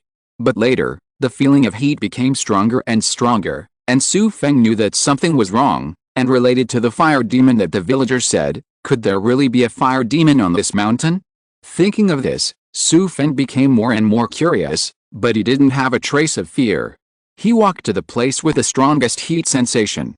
If there is really a fire demon, then the heat must be emitted by it. After walking like this for about half an hour, passing through a forest, a clearing suddenly appeared in front of my eyes, and just beyond the clearing, a cave appeared on a mountain wall. When he saw the entrance of the cave, Xu Feng's feeling told him that the source of the heat came from the cave. Walking slowly to the front of the cave, he looked at the entrance of the cave. The whole entrance of the cave was about 1 zang in radius, which was very spacious, but what was even more strange was that when Xu Feng looked at the entrance of the cave, he felt an indescribable sense of familiarity. It was obviously the first time I saw this hole, so where did this strange sense of familiarity come from? Could it be that he had seen something similar in a dream before? Shaking his head, he really couldn't remember where he had seen it, so Xu Feng had no choice but to stop pursuing this feeling for the time being, but looked inside the cave. The cave was so deep that he couldn't see the end at a glance, and the sun couldn't shine inside. Standing at the entrance of this cave, one can clearly feel the abnormal heat coming out of the cave in front of you. Then there is no doubt that the fire demon is in this cave. Xu Feng hesitated for a while, and finally decided to go inside to find out. After all, he had already made a promise to the villagers, and the words and water poured out must be fulfilled. Period. Raise the security of the whole body to the extreme, and then take out the soul-destroying rod from the portable space, and then slowly walk towards the cave. After walking for a while, I found that the cave is very spacious and the air is very dry. Even breathing seems to carry hot and dry air. This feeling is very familiar to Xu Feng. He has definitely experienced it before. Similar places. I felt a sense of familiarity from the entrance of the cave, and now it is not a coincidence, but the most honest memory of my body, which shows that I have indeed been to a similar place before. So Xu Feng stopped, and began to think carefully. Thinking about it before acting would make him much safer. Searching and eliminating layer by layer in memory, it is related to fire, and it is also a cave, and associating this is the world of wind and cloud. 3 words suddenly popped up in Xu Feng's mind: Hokulin. In this way, Xu Feng thought about it carefully, and the sense of familiarity here was exactly the same as the feeling when he first entered Lingayan Grotto. No wonder it was so familiar. And if it is really a fire unicorn, wouldn't it mean that the fire demon that those villagers talk about is the fire unicorn? This makes sense, but the fire unicorn is obviously in the Lingayan cave next to the Lashan giant Buddha, so why did it come here again? I haven't heard that there are 2 fire unicorns in Fenggayan. I can't figure out the joints here, but at least I can be sure that there is really a fire unicorn in this cave. Since the fire demon is the fire unicorn, is it still necessary for him to go in and kill the villagers? The last time I was with Ye Feng, I really experienced its power. It can be said that I escaped from death under its mouth. Now, although I have experienced a lot of experience in the world of Jade Immortals, I have already mastered the method of self-cultivation. He has the most ferocious soldier, Dementor, but together, will he be the opponent of Hokulin? Xu Feng kept asking himself a series of questions in his mind, but he didn't have the answers to these questions himself. Although the fire unicorn is one of the 4 great beasts in this situation, it seems that it is not so far away and invincible. After all, in the original book, Newfound, who became a demon, killed a Hokelin. How is his current strength compared to Newfound, who became a demon? Xu Feng found that he still had hope of beating Hokelin, and even if he really couldn't beat Hokelin, with his current strength, running away shouldn't be a problem anymore. So in the end, Xu Feng decided to continue walking. Even if it was fire killing, he had to meet it. Not only is it a promise to the villagers, but more importantly, there may be blood bodhi in this cave.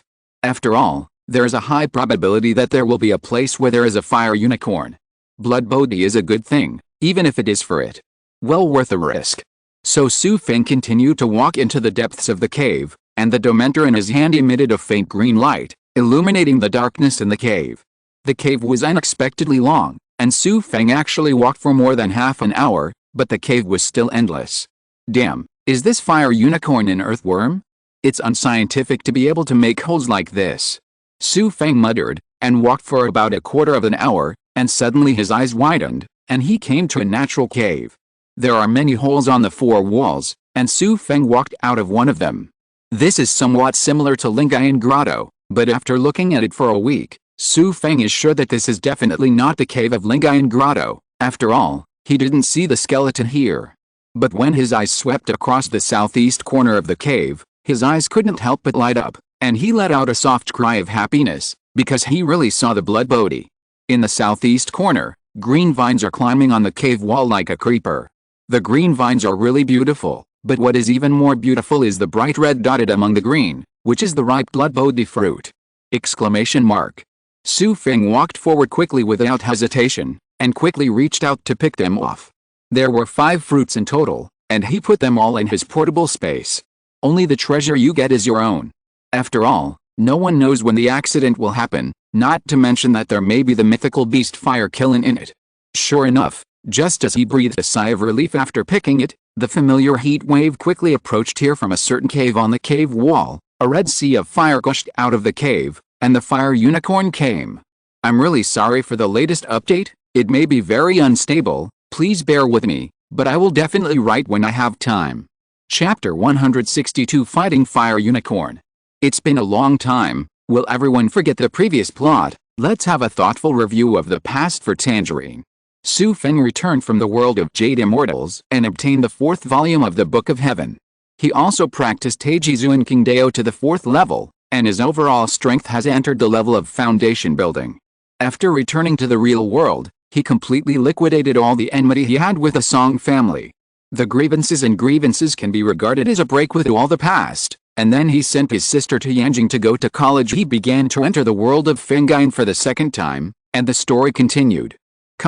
Xu Feng's reaction speed was fast, and his figure changed, avoiding the raging sea of flames. Footsteps stepped on the cave wall, flew to the other side of the cave and landed. Turning around, the flames subsided, and indeed a monster as tall as Zhang Su was staring at him with wide-open eyes. It is surrounded by flames, and the flames float on the surface of its body more than a foot high, like wearing a flame armor, with unfathomable pressure in its majesty. Xu Feng looked at the Hokelin and felt its breath. This was not the first time he had been in close contact with it, but standing in front of it, he still felt nervous physically and mentally. Sweating slightly, he couldn't help thinking, can he really defeat the monster in front of him, or is it wiser to turn and run? When he was looking at the fire unicorn, it was also staring at him with its big copper bell eyes and puffing air from his nostrils. He slowly approached step by step. Just when Xu Feng was wondering whether to fight or run away, the fire unicorn seemed to have figured out his strength. Its footsteps that were slowly approaching suddenly accelerated, and its figure turned into an illusion. There was only a big fireball moving fast in the air. The big fireball was hitting Xu Feng at an incredible speed. Xu Feng's body had been on high alert for a long time, and all his skills were kept in the best condition. As soon as the fire unicorn made a move, his body reacted instinctively, and like a ray of light, he left the place and bounced towards the cave roof. And the fireball transformed by the fire unicorn moving at such a high speed can turn around in an instant at such a fast speed, and also closely follow it and rush towards the top of the cave. Of course Xu Feng saw everything in his eyes, and he also changed direction quickly, so a man and a beast started chasing in this natural cave. The Hokilin was very fast, and could only see a ball of fire, while Xu Feng's speed was not enough, and he could only see a white ball of light while moving at high speed. So the whole scene is like a big fireball chasing a small light ball, as if it can't wait to catch up and devour it. The small light ball seems extremely dangerous, and it was almost swallowed by the fireball several times, but it was always wrong. Then, the little light group can always escape from death at unexpected angles. Xu Feng, who was on the move, was of course not prepared to run away like this forever. He was originally struggling with running away or a decisive battle, but now the fire killing had forced him to make a choice, and the only way out was to fight. In fact, he used the time of the chase to formulate a detailed plan to deal with the fire unicorn in his mind. Although the fire unicorn is a mythical beast, it is a beast after all. As a human being, he must use his resourcefulness to fight a beast. During the chase, Xu Feng already had some calculations in his mind, so after escaping from the Hokilin's claws again, he accelerated suddenly, opened the distance, and then turned back suddenly, and then accelerated towards the Hokilin. During the acceleration, the long Quan sword appeared in Xu Feng's hand. Fire Kilin was originally chasing Xu Feng at high speed, but when Xu Feng suddenly turned and rushed towards it, it didn't react at all, and it was too late to adjust itself, so it only saw the two balls that were originally chasing turned into collision.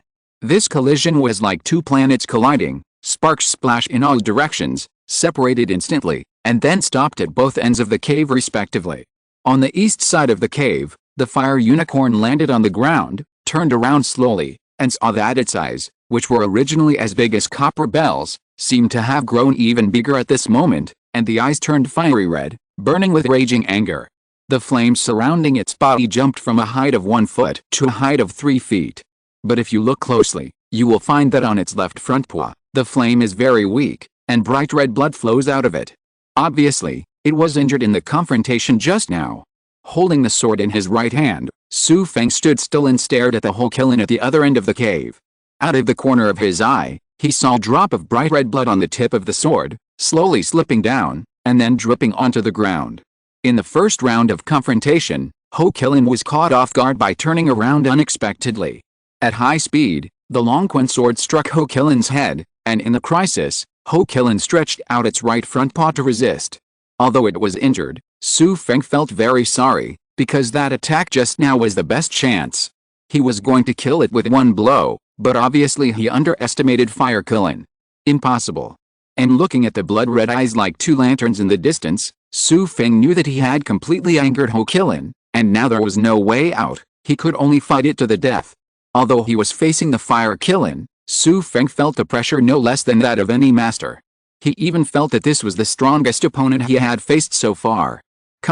There is no such horror.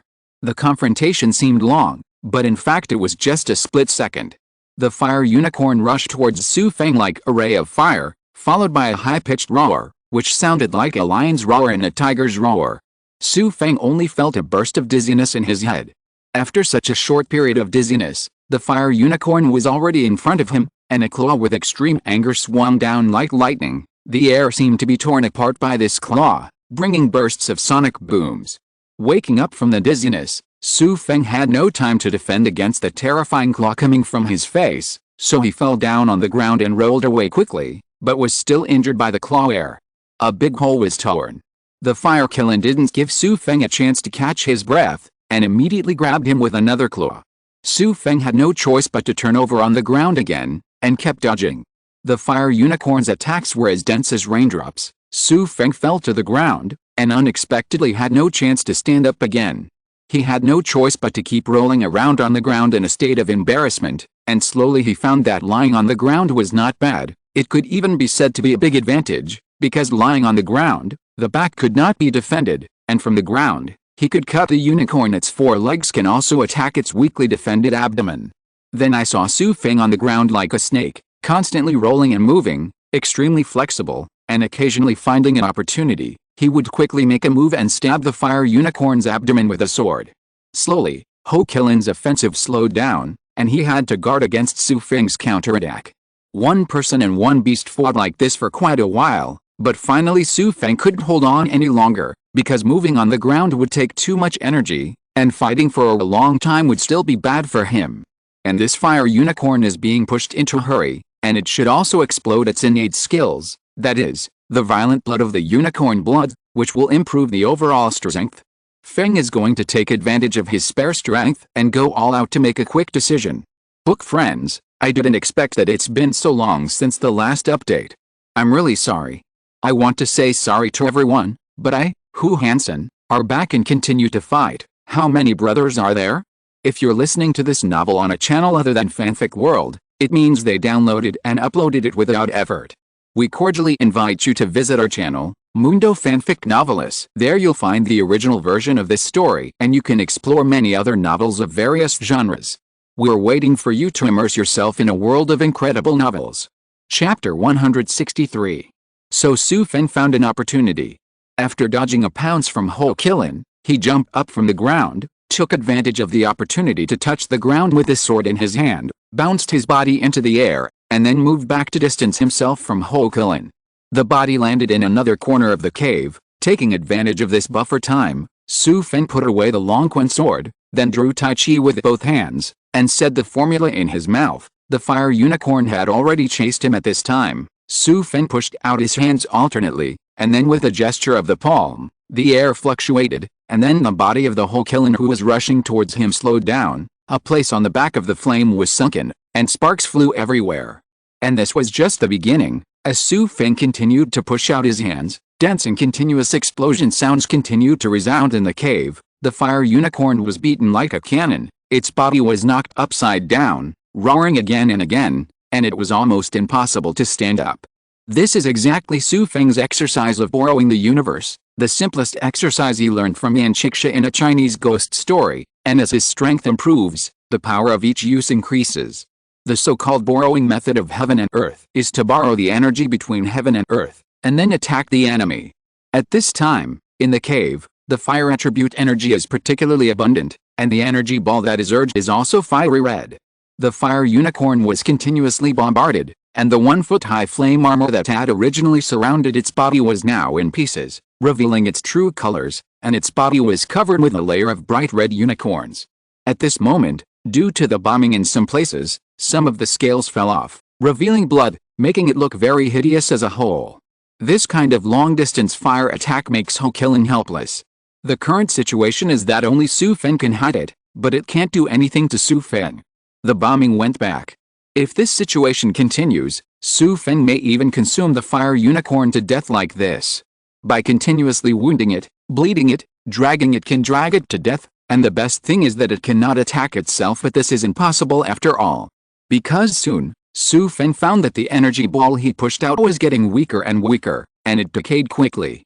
After a while, he saw his hands pushing out, but it was empty, without the slightest movement, and the fire unicorn in the distance still dodging instinctively. It soon realized that the fireball attacking itself was gone. It slowly raised its head, its eyes were blood red, as if it wanted to choose someone to devour. The eyes were really indescribably terrifying, and the scales near its neck stood up one by one, like an angry lion, and the flames around him had already been blasted to pieces, but at this moment they suddenly rubbed off, and another layer appeared, but this time the flames turned out to be black. The black flame surged, looking at it gave people an indescribable sense of evil, and even if they were far away, they could feel the terrifying high temperature of the black flame, as if the air around it would be melted. When Xu Feng saw the Ho Kilin in such a form from afar, he knew that something was wrong. He pissed off this beast again, and it seemed that it had transformed again, and its strength would probably increase again. You have to deal with it with all your energy, or if you are not careful, you will capsize in the gutter and lose your life here. It is not worth it. Since the Kyankan borrowing technique could no longer be used, Xu Feng had no choice but to take out the Longquan sword again, and then performed an inexplicable swordsmanship to prepare for the formation. The Ho Kilin was also imposing to the extreme. With a roar, it struck towards Xu Feng like a black lightning bolt. Xu Feng had already been prepared. The moment before the black lightning hid him, his figure disappeared instantly, and when he reappeared, he was behind the fire unicorn, holding the sword in both hands, and the first move was the most powerful move of inexplicable swordsmanship, directly attacking the unicorn. The fire unicorn did not dodge or dodge, opened its mouth suddenly, spewed out a cloud of black flames, and rushed towards Xu Feng's face. It actually used a move that hurt both sides. If he could blind Killen's eyes, he would be seriously injured by the black flame. As a last resort, Xu Feng had to retract halfway through the move, and then he dodged quickly to avoid the fatal blow of He Yan. After being dodged, He Yan flew straight out, and finally hit the cave wall. It actually pierced through that rock wall directly, and it is still spreading around the burned area. Xu Feng couldn't help feeling lingering fear when he saw it. It seemed that the black flame could melt even rocks, and it seemed to have corrosive properties. If it got on his body, would he still be killed? Swallowing, Xu Feng couldn't help becoming more cautious, and suddenly thought that when he was in the world of Jade Immortals, he had already cultivated Tai Chi Zhuan Qing Dao to the 4th level, and he was already able to control objects, so at this moment, he could just manipulate the Longquan sword from a long distance to cast the inexplicable sword by using the method. It can also avoid being infected with that weird black flame to the greatest extent. So Xu Feng used his high-speed movement to continuously avoid the fire unicorn's attack, so that its black flames could not touch his body. At the same time, he manipulated Longquan to constantly harass the fire unicorn. However, the Longquan sword hit the whole Killen several times, but they couldn't do much damage to it. The scale armor covering its body was too powerful in defense. Although Longquan is a sword that the ancient Chinese master Huo Yizi devoted his whole life to, and it can be ranked among the top 10 existences in the entire Chinese history, but when it faces a perverted beast like the fire unicorn, it is also somewhat powerless up. After several consecutive failures, Xu Feng suddenly remembered that when Longquan came to Fengyun last time, he had swallowed half of the sword's soul of Peerless Sword. The sword's soul of Peerless Sword is very powerful. Will Killen make an unexpected blow? Will it have unexpected effects? Thinking of this, Xu Feng continued to dodge Longquan and attack Ho Killen with a remote control. Ho Killen also gradually discovered that this piece of ordinary iron could not hurt him at all. It completely ignored Xu Feng's attack, and chased and killed it with all its strength. Black flames spat out from its mouth from time to time, and the attack intensified. Xu Feng fell into danger several times and was almost hit by the black flame. However, he was not in a hurry to show power, but continued to dodge, pretending to be embarrassed, so that Ho Killen could further lower his guard. In the constant dodging, Xu Feng finally caught a once-in-a-lifetime opportunity. During the movement of the fire Killen, the door of the abdomen of the lower body opened, and the Longquan sword was controlled by Xu Feng, stabbing towards its abdomen with lightning speed. But the fire Killen didn't care at all, because it had lost sight of the Longquan sword. It opened its mouth and spit out more a ball of fire to attack Xu Feng, and at the same time slapped it with one claw, blocking Xu Feng's escape route. Obviously it was impatient, want to come to the ultimate rare. Chapter 164. Xu Feng recklessly manipulated the Longquan sword, summoned half of the soul of the Peerless Sword sleeping in it with his mind, and the moment the Longquan sword hit the fire unicorn's stomach, it suddenly exploded. The fire unicorn didn't care about it at first, so it didn't have the slightest defense. This blow was the most powerful blow that Xu Feng used so far. The terrifying flames erupted from the Longquan sword, and finally broke through the fire unicorn's defense. It pierced into its belly, and hot blood sprayed out from the wound. And at the same time, the fire unicorn's black fire attack and pounce will also fall on Xu Feng, and all escape routes will be blocked by it. Suddenly, his body fell to the ground, and he rushed forward, directly under Ho Killen's belly. The fire Killen did seal off all the escape routes, but it couldn't stop Xu Feng from rushing forward. Xu Feng used advance as a retreat, rushed forward and entered under the Killen, perfectly avoiding all the attacks of the fire Killen. However, Xu Feng had a quick wit and rushed into the Killen's belly with a narrow escape, but he was doused with Killen's blood because at this time, the whole Killen's abdomen was pierced by the Longquan sword, and the blood was rushing out. While Xu Feng he rushed in just at this time, and the blood spurted out was poured all over his head and face. Xu Feng immediately felt the heat on his head, face and body. The temperature of the unicorn's blood was so high that it was as hot as magma spewing from the ground. Ho Killen was seriously injured, but it was definitely not enough to kill it. As the saying goes, taking advantage of your illness will kill you. Xu Feng knew that he had to kill Ho Killen in one go. At this time, Ho Killen was fatally injured, and let out earth-shattering roars and wailings. It seemed that it had finally realized the power of this seemingly insignificant human being in front of it. Of course, Xu Feng couldn't let the tiger go back to the mountain at this time. Just as Ho Kilin raised his leg, he jumped up, grabbed the long Quan sword stuck in its abdomen, and then pushed down hard. He wanted to cut Ho Kilin's abdomen directly. Although the fire unicorn's defense was perverted, a hole had already been opened. In this way, Xu Feng pulled hard, and as expected, a gash was cut in its stomach. The fire unicorn immediately stopped in pain, and then howled in pain. It seemed to understand that it couldn't get away, so after another scream, it suddenly turned around violently, threw Xu Feng far away, and then rushed towards Xu Feng like crazy. It seemed that it wanted to die before going forward. Xu Feng must also be dragged along, so that the person who heard it can be buried with him. Even though he had suffered such severe injuries, and the wound on his abdomen was bleeding continuously, he went crazy, and the strength he unleashed in his last dying struggle was still very terrifying. Xu Feng was thrown, but before he landed, Ho Kilin had arrived, and a claw directly threw himself on him. Xu Feng couldn't use his strength in the air, so he could only raise his arms as much as possible to block the blow. With a sound of bang, Xu Feng was directly sent flying. His body smashed a hole in the cave wall, and then rolled to the ground. One of his hands was directly broken and could no longer be used. After many times of strengthening, Ho Kilin's blow would directly smash his arm into pieces. Gritting his teeth to endure the pain, Xu Feng didn't dare to stay, and immediately dodged the next attack of Ho Kilin. He dodged with all his strength now, without making any resistance, because he knew that this was Ho Kilin's dying counterattack, and there was no need to go fighting against it, not to mention that its abdomen is bleeding continuously, and it will not stop at all. As long as I keep dodging, the fire unicorn will be slowly consumed to death. I just need to hold on, and I must not fall before the fire unicorn.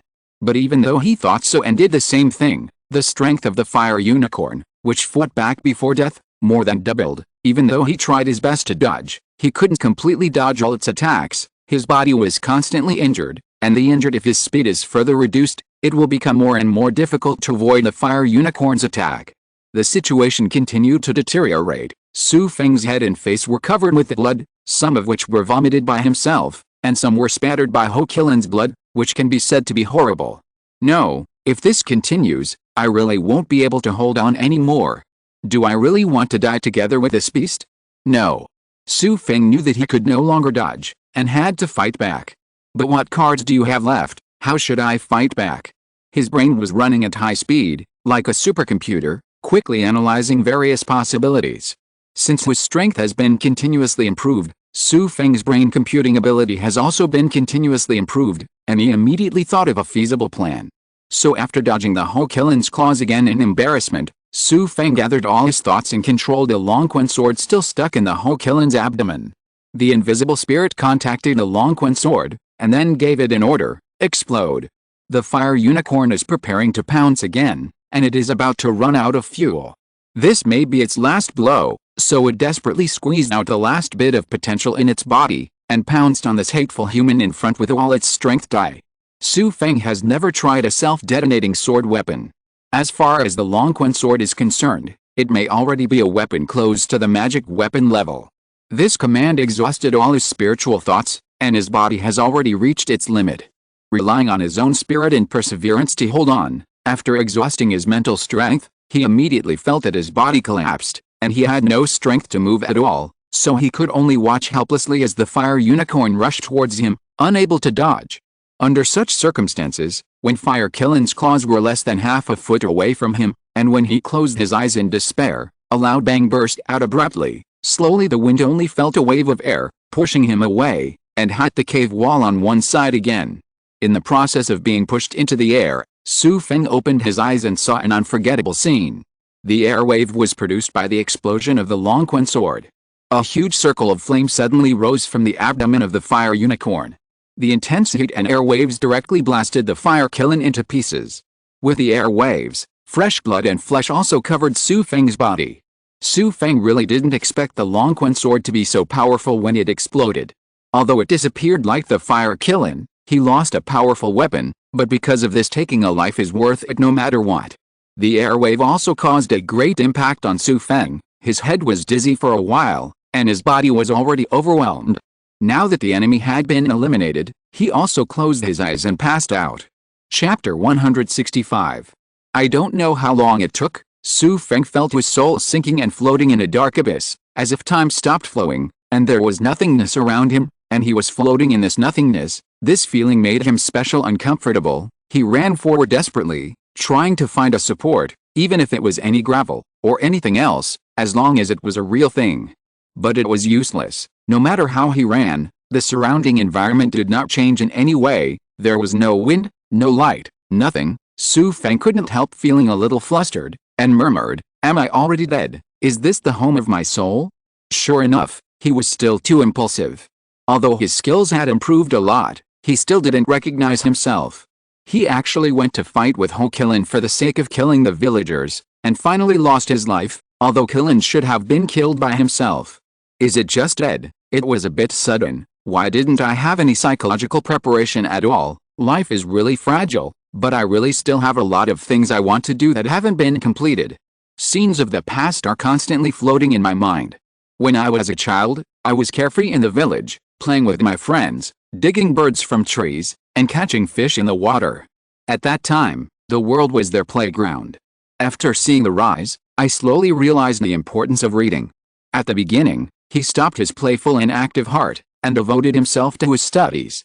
After all, God pays off his hard work, and his hard work will eventually pay off. He was admitted to university, and then he fell into a short period of university, until he got a mobile phone system, and his life entered a whole new level. A whole new worldview and world opens up before your eyes. All in all, but is it all over now? Are you already dead? A strong unwillingness suddenly surged in Xu Feng's heart, and the desire to survive from the source of life spewed out like a volcanic eruption. Suddenly, a hot current rushed from the position of the dance into his mind throughout his chest, and he couldn't help but roared up to the sky. The flame spread out at the speed of light. Where the sound wave passed, the originally eternal void suddenly trembled slightly. Slowly, the entire void world formed cracks with a vibration.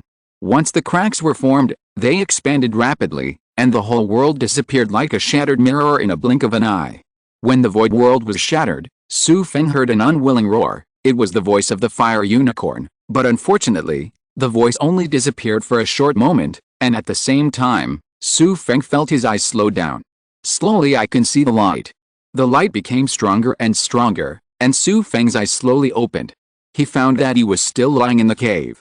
The feeling did not follow, but was very flexible. So Xu Feng simply stood up like a carp, felt his body well, only to find that all the wounds on his body had healed, and there was nothing wrong with it. The skin burned by the fire unicorn, the scars had also disappeared miraculously. Turning his head and looking to the other side, Ho Kilin had already been completely destroyed by the self-destruction of the Longquan sword. He breathed a sigh of relief and remembered the dream before he woke up just now, the realm of nothingness. If he could not break through, he would eventually will die here. When the realm of nothingness was shattered, I vaguely heard the unwilling wailing of the fire unicorn. Could it be that it cast a spell of resentment when it was dying to trap its own soul? But there will be no answer. The unicorn is dead. It is a divine beast after all, and it is normal to have some unknown secret skills. After clearing his mind, Xu Feng is ready to leave here. But when he was about to move, a long-lost system voice sounded in his mind. Congratulations on getting the talent of the unicorn beast. Violent blood. Xu Feng was taken aback. Kilin's talent skills. Bloody. Why is it so familiar? Wait, isn't this the crazy blood of Nai Feng and Feng Guyan? Nai Feng's family has always inherited this crazy blood, because his ancestor Nai Ying was once contaminated with unicorn blood, and he also acquired this skill. How much is on him? It seems that this is how he got the talent of violent blood by coincidence. But wait, this crazy blood seems to have a big flaw. Although it can make people explode 10 times their strength in an instant, after using it, it will also mutate itself into a demon, and eventually become an inhuman unicorn. Xu Feng didn't want this. Sister system, will there be any side effects after I use this unicorn's talent? I won't lose my sanity and become a monster by then, right? If so, I won't use this skill, it's just useless. Will not.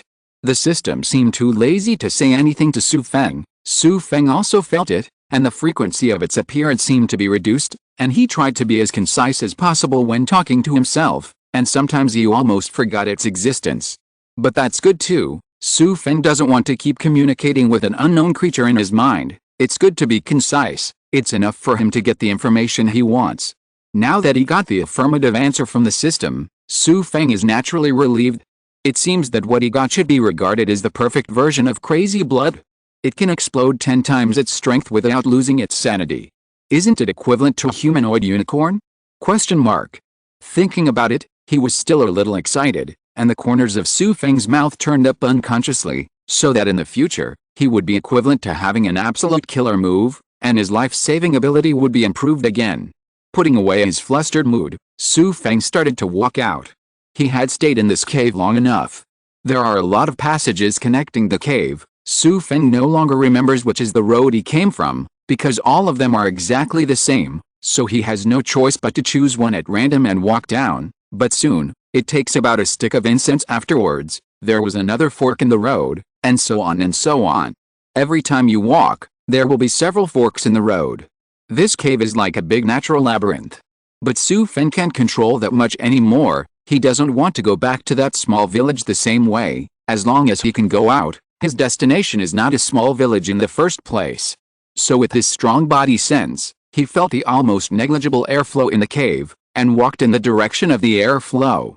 After walking like this for 3 days and 3 nights, an ordinary person would definitely be hungry. I can't walk anymore. Although Xu Feng's physical ability is no longer that of a mortal, he still feels a little panic in his heart. After all, he has been walking for 3 days. How can this cave be so long? The unicorn is so good at digging holes. Could it be an earthworm? Just when he was wondering, Xu Feng suddenly felt that there seemed to be some changes in the air, and there seemed to be some water vapor, which made Xu Feng very excited. Is there water vapor? It seemed that he was not far from the exit, so he quickened his pace and chased along the air.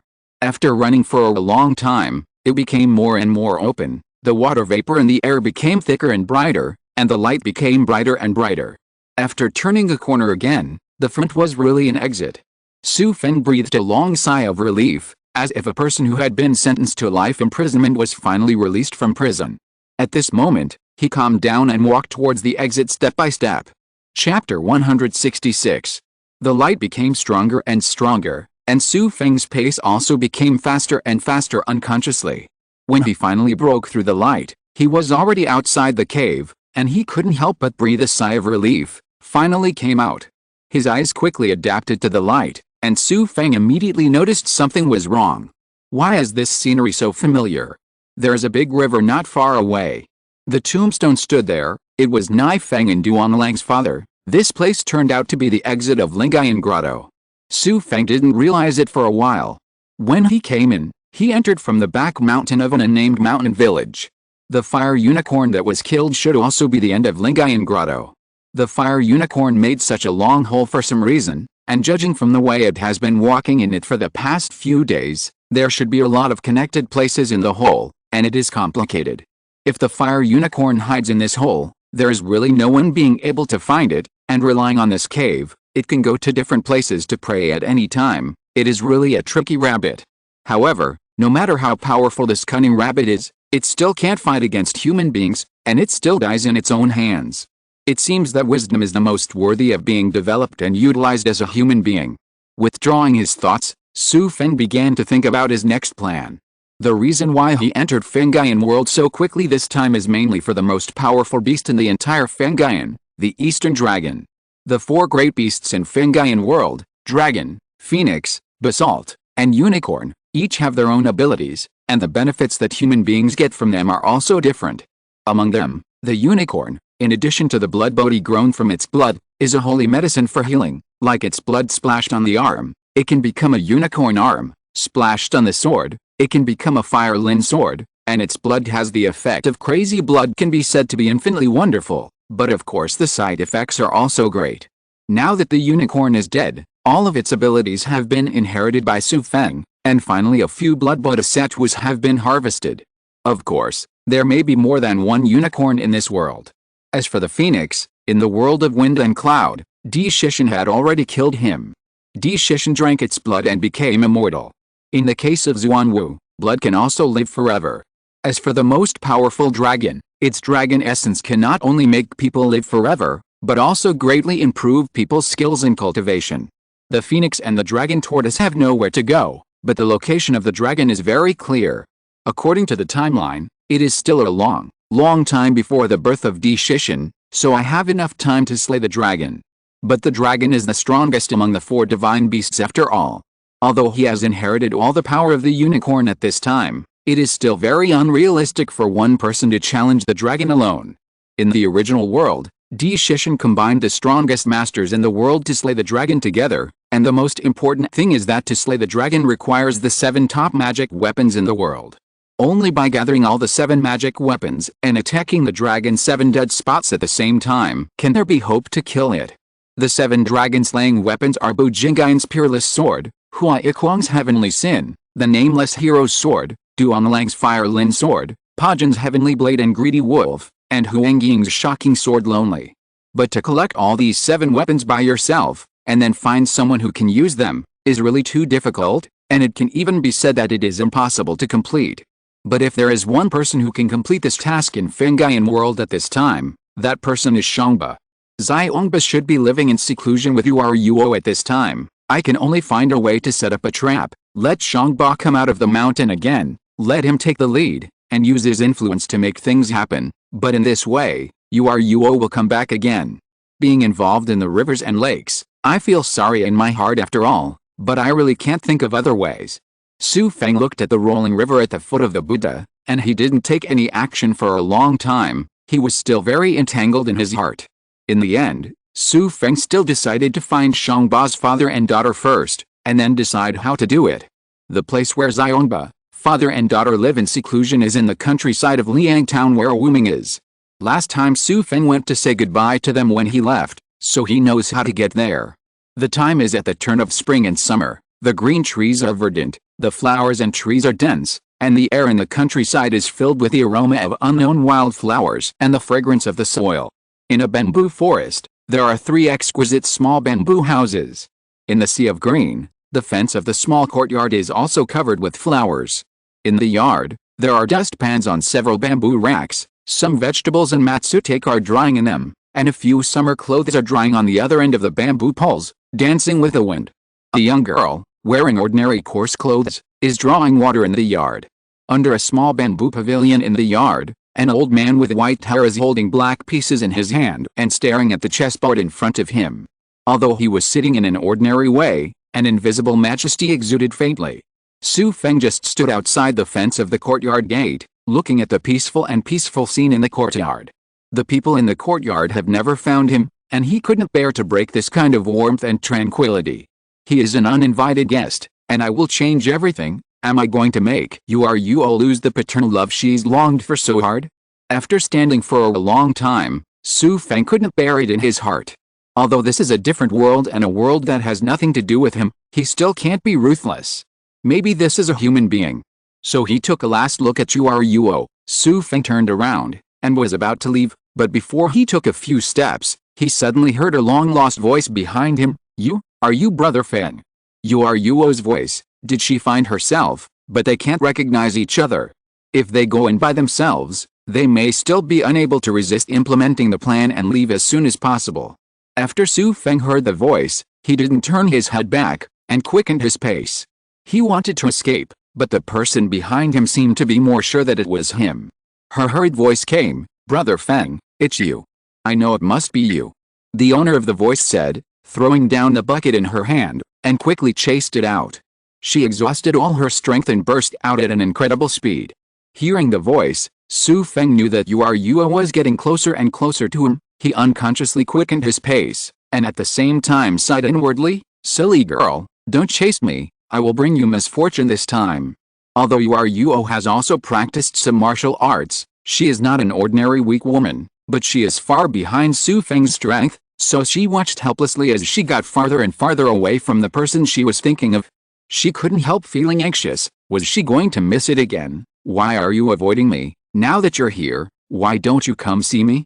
She shouted and chased, but the person in front was still going away. She couldn't help feeling a sharp pain in her heart. Her steps were knocked by something, and her body fell out uncontrollably. Xu Feng was in the front, and he heard Yuelao's distressed cries behind him. His footsteps actually slowed down unconsciously, and suddenly there was a scream. He turned his head immediately, and saw Yuelao in the distance fell to the ground. Chapter 167 Rejection.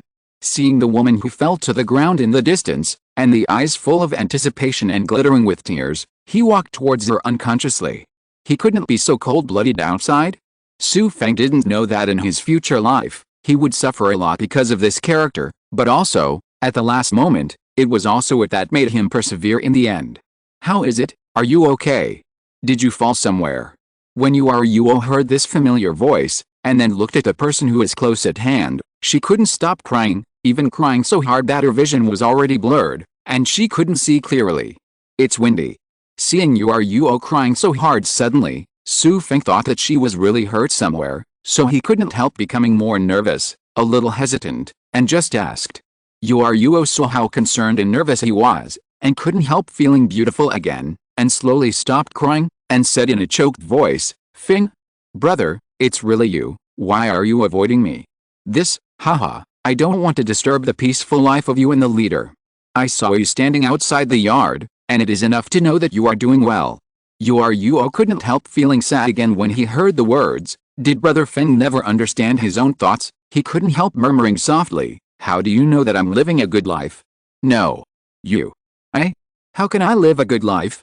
Although she was very quiet, how could it escape Xu Feng's ears? But it was hardest to bear the grace of a beauty, and it was impossible for her to give her happiness, so just pretend she didn't hear it. So he changed the topic and said, Yuelao, don't lie on the ground, why did you fall and hurt yourself? Check it quickly. Yuelao's eyes dimmed, and he had already indirectly expressed his intentions, and it was impossible for Brother Feng not to hear, but now he pretended not to hear. Was he rejecting himself? Thinking of this, I was a little sad and angry after all, pouted and said angrily, it's okay. I don't need your concern. As she said that, she stood up abruptly from the ground, and wanted to turn around and run away, because she confessed to her face and was declined, which is really embarrassing.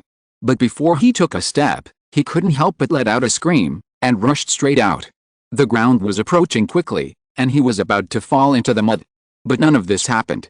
The moment Yuelao fell down, Xu Feng instinctively stepped forward, hugged her, and turned around a few times before losing his strength. The posture of the two of them at this time is very ambiguous and intimate. Xu Feng put his right hand around Yuelao's small waist, and the two looked at each other. Time seemed to stand still, and the atmosphere in the air seemed a little awkward. It took Yuelao a long time to realize that he was angry, why he fell so quickly, so he wanted to struggle to stand up from Xu Feng's arms again, but he tried several times but failed. Instead, because of the struggle, he and Xu Feng got close contact. Two blushes floated on her face, and she said angrily, let me go. Xu Feng smiled helplessly, Yuelao, I let you go, and you fell down again. Depending on the situation, your left foot should be broken and you can't walk anymore, so don't struggle. Yuelao thought to herself that she was really useless, but she didn't expect to actually hurt her leg. It seems that her kung fu in the past few years has been wasted, and she was injured by such a light fall. In fact, with Yuelao's martial arts, she really wouldn't get hurt because of this stumble, but this is a normal situation. At that time, she was immersed in chasing Xu Feng. When she found that she couldn't catch up, she was already desperate physically and mentally, so when she fell down, she didn't resist at all, nor did she relieve her strength, so she was naturally injured. After all, Yuelao was thinking of her daughter, and it was really embarrassing for her to be self-defeating at the moment, but she still refused to be outdone and said, even if I break a leg, I can still walk by myself. As she said that, she really got up from Xu Feng's arms, and then hopped and walked on one foot. Xu Feng knew that Yuelao was angry because he didn't respond to her, so he was not surprised by her sudden change of attitude, but seeing her struggling on one foot, he still couldn't watch it, and felt very distressed. Going forward to catch up, he said, Yuelao, don't be angry with me. It's my fault that I didn't see you when I came. Punish me as you like, but now you should let me carry you back anyway. Go back early. I can treat your wounds. Don't worry about me, I can go back with one foot. You can go back, but how indecent it is, a big girl dances like this. Oh, it seems that someone is coming from afar. What? When Yuelao heard the words, she immediately stopped and did not dare to move. After all, she still loves beauty, and there are villagers who pass by occasionally in this secluded countryside. Xu Feng saw that this aggressive trick worked, and his psychology was funny. It seemed that the only way to deal with the girls was to take advantage of their beauty-loving psychology. Walking up to Yuelao, squatting down, said, "Come on, I'll carry you back. I think your feet need to be dealt with as soon as possible, otherwise the treatment will be delayed and it won't be beautiful to leave a disability." Yuelao was still a little bit tangled, but in order not to change the cripple, he had no choice but to admit defeat for the time being. Xu Feng only felt a softness sticking to his back, and a burst of fragrance spread to his nose, so he gently supported it with his backhand, got up and went home. Carrying a person on his back is negligible to Xu Feng, but the gentle warm and wet sniffing on his neck still makes his body feel warm and hot all over. Yuelao lay on Xu Feng's back, although she was angry and didn't speak, but her heart was very sweet at the moment, and even the previous haze was swept away. She figured it out. Although Brother Feng didn't respond to her for the time being, it doesn't mean he doesn't like me. It doesn't mean that he cares about me so much. It doesn't matter, just give me time and keep working hard, one day he will like me. Thinking of this, she couldn't help but waved her small fist towards the sky, secretly making up her mind. After thinking about it, he thought that he was being carried by the person he loved at the moment, his heart was warm, and he couldn't help but gently rest his head on Xu Feng's back. How broad these shoulders are. Of course Xu Feng didn't know the psychological drama behind him. He thought she was tired and fell asleep, and he walked more smoothly. Yuelao, who was on her back, thought quietly, how wonderful it would be if this journey never ends. Unfortunately, that is unrealistic. After a stick of incense, he returned home and pushed open the courtyard door. Xionba was still clinging to the sunspots. Looking at the chessboard, he heard Xu Feng push the courtyard door open. He didn't look back, but smiled lightly. "I knew you were back." Xu Feng said hello to him, then put Yuelao on the stone bench beside him, and got up to find the ointment. "Father, my daughter is hurt. You don't care about me." Yuelao couldn't help but coquettishly said. "Haha, isn't this someone caring about you for Dad? I'm giving him a chance to show off." Chapter 168 Cooking. Xu Feng found some herbal medicine, rolled up Yuelao's trousers, and was about to apply the medicine to her. Unexpectedly, his action made Yuelao blush, and he wanted to bury his head in his chest and see no one. This kind of intimate contact between men and women may feel normal to Xu Feng, a person in the modern world, but to people in Fengyuan world, it is still a breakthrough in ethics. No wonder Yuelao is shy. The foot looks like it has sprained its muscles and bones, and it is already a little red and swollen. After applying the medicine, I should rest well for a few days and don't move around. As Xu Feng said, he had already stood up. In fact, he didn't have any experience in dealing with this kind of injury.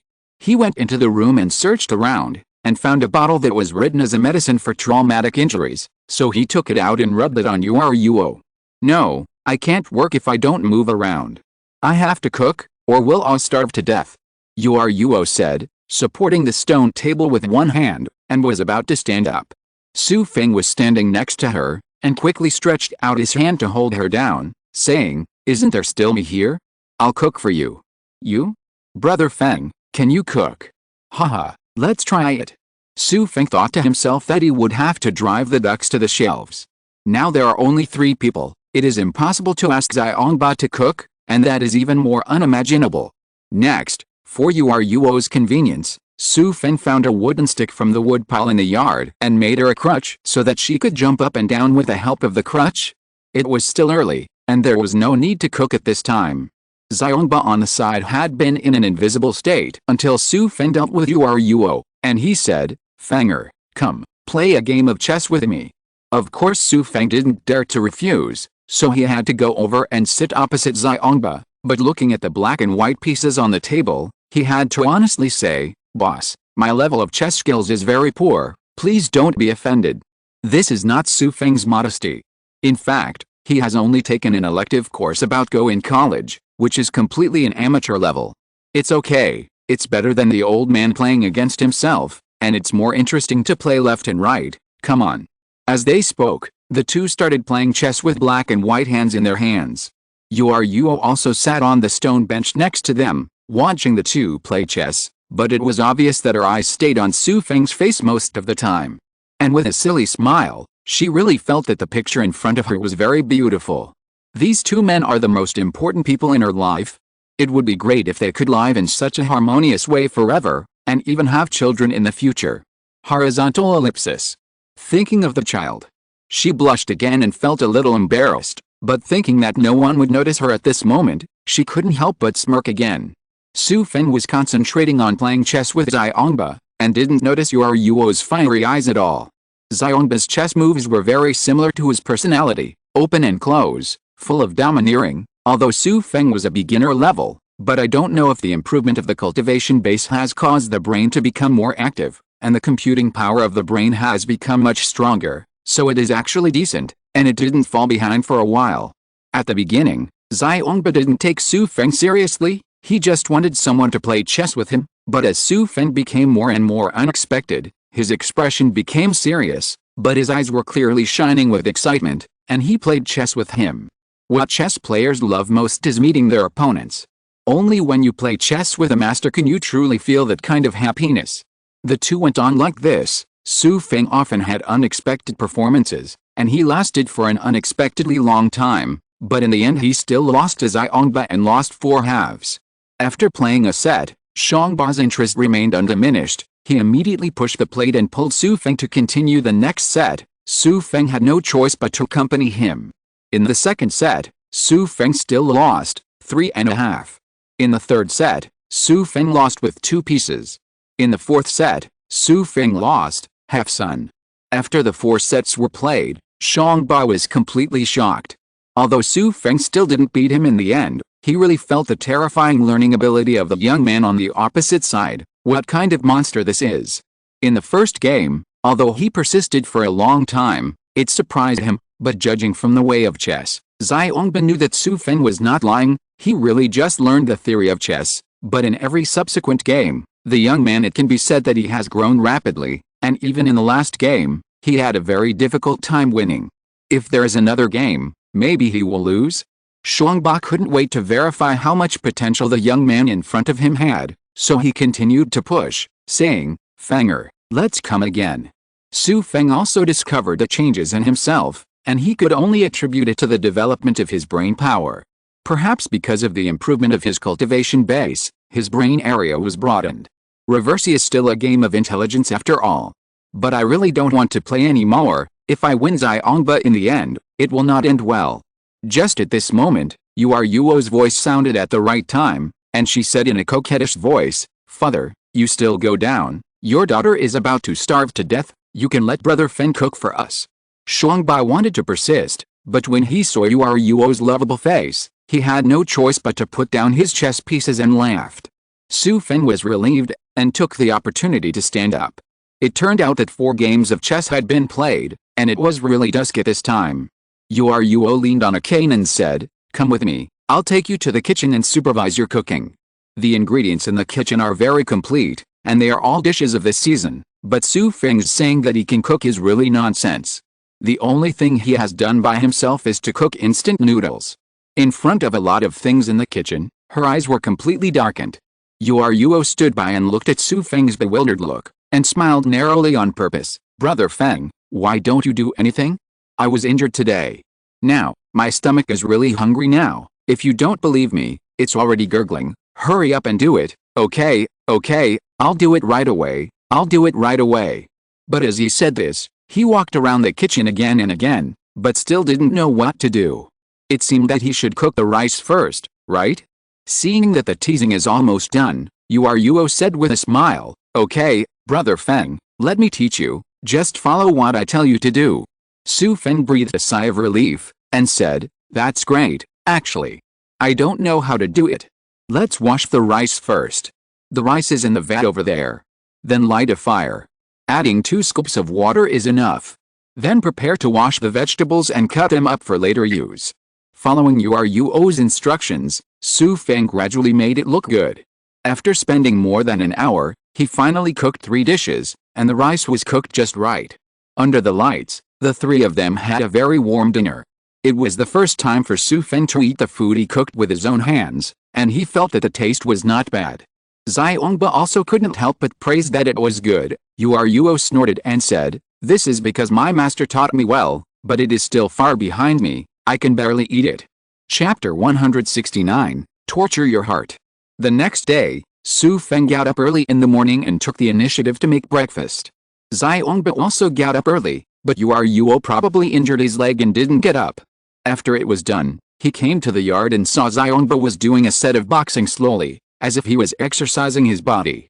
Xu Feng stood and looked at it for a while, and found that it was a very common boxing style, and he couldn't see Xiongba's internal strength has been restored. Before Xiongba lived in seclusion, he had already abolished all his cultivation in front of Wu Ming. If he could test whether Xiongba still had internal strength at this time, he would know whether he was really willing to live in seclusion, or whether he had other thoughts in his heart.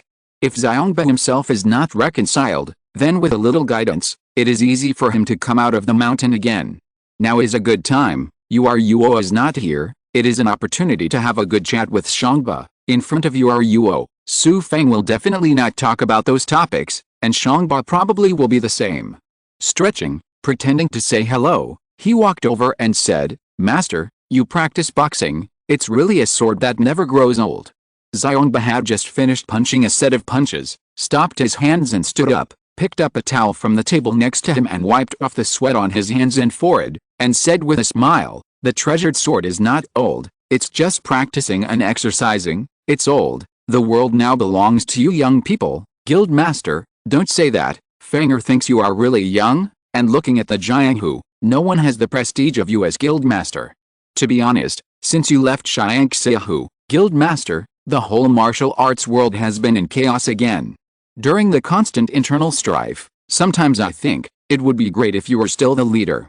Haha, I'm not interested in Jianghu anymore, now I just want to stay here quietly with Yuelao. Okay, Fenger, let's not talk about this." Xu Feng has been carefully staring at Xiongba's face to see if he is sincere when he said these words, but unfortunately Xiongba is worthy of being an old fox for many years. He hides it so well, Xu Feng can't see anything from his face at all. When the atmosphere between the two was delicate, Yuelao's voice came, "Father, brother Feng, you two got up so early, why didn't you call me, and made me sleep late?" Xu Feng knew that he had to find another chance to test Xiongba in the future, so he turned around and walked towards Yuelao, and said with a smile, "I see that you are injured, so I want you to sleep more, so that you can recover quickly." "HMPH, what are you and Dad talking about?" "It's nothing, I'll ask the leader about my doubts about martial arts." "Okay, let's go have breakfast, I've already made it." For the next time, Xu Feng stayed temporarily, because Yuelao was injured and he had to take care of her, and he had to figure out Xiongba's true thoughts, which was related to his plan to slay the dragon. Most of the time, the three of them are together, and it is difficult to find an opportunity to communicate with Xiongba alone, and even if there is an opportunity like this morning, Xiongba will cleverly avoid key questions, just saying that he does not ask about the affairs of the world up. After trying a few times, Xu Feng knew that this might be a long-term battle. He absolutely did not believe that Xiongba had no ambition to come back. Yes, then it may only be that the old fox hides too deeply, or it may be that he is not at ease with himself. As a result, she could only slowly look for opportunities. Yuel's feet were completely healed after about a week. Seeing that Xu Feng had no intention of leaving, she just stayed like this. How happy, she thought to pray silently, never leave again. Living in the fields in the countryside, the surrounding scenery is very good, and the time is very peaceful. I grow some food by myself, and it is completely enough to eat. Life is too peaceful. Every day, Xu Feng plays chess with Xiongba. Slowly, Xu Feng became more and more certain that Xiongba had never told the truth, because this hermit life was simply too peaceful, and although he had nothing to contend with, it certainly did not fit Xiongba's personality. It would be fine if a person lived such a life from birth, but who is Xiongba? He was once the most powerful person in this situation, power and glory were all under his feet, but now he is allowed to live such a life, not to mention Xiongba. Xu Feng has only been here for less than a month, and he can't stand it anymore. He is so bored that he is going crazy. In this way, Xu Feng concluded that Xiongba must be lying. In this case, there is no need to play hide and seek with him. Maybe he is worried about himself, thinking that he was sent by Wu Ming or Bu Jingyan to test him. After all, Xiongba has always been suspicious. It's normal to doubt yourself. But there is not so much time to slowly gain Xiongba's trust, so the only option is to find an opportunity to have a showdown with Xiongba directly. But when it was time for a showdown, Xu Feng was a little hesitant, looking at Yuelao, who was smiling sweetly beside him. If he had a showdown with Xiongxin, then this peace would be broken, and the gears would start turning. Xiongba will inevitably turn into the bloody storm of the rivers and lakes again. Do you want to ruin a girl's simple happiness with your own hands? Every time Xu Feng made up his mind, he finally backed down again. He thought to wait a little longer and let Yuelao spend more time with Xiongba. It's just that with something in mind, Xu Feng's daily conversation gradually decreased, the smile on his face disappeared, and sometimes he would look at Yuelao in a daze. Yuelao also noticed Xu Feng's change. After eating that day, under the green shade of the courtyard, Yuelao saw Xu Feng sitting there in a daze again, and couldn't help but stepped forward and sat down gently beside him. Brother Feng, why have you come here recently? It seems that you have a lot of thoughts. Are you going to leave again? Xu Feng looked at the girl who was blinking innocently in front of him. This girl, who was like his own sister, had some decisions to make after all. Yuelao, I'm thinking, if one day I do something to hurt you, will you forgive me? Yuelao stared blankly at Xu Feng. The two of them stared at each other silently. Neither of them spoke. When the wind picked up, the petals in the yard were stirred up to the sky, like a rain of flowers.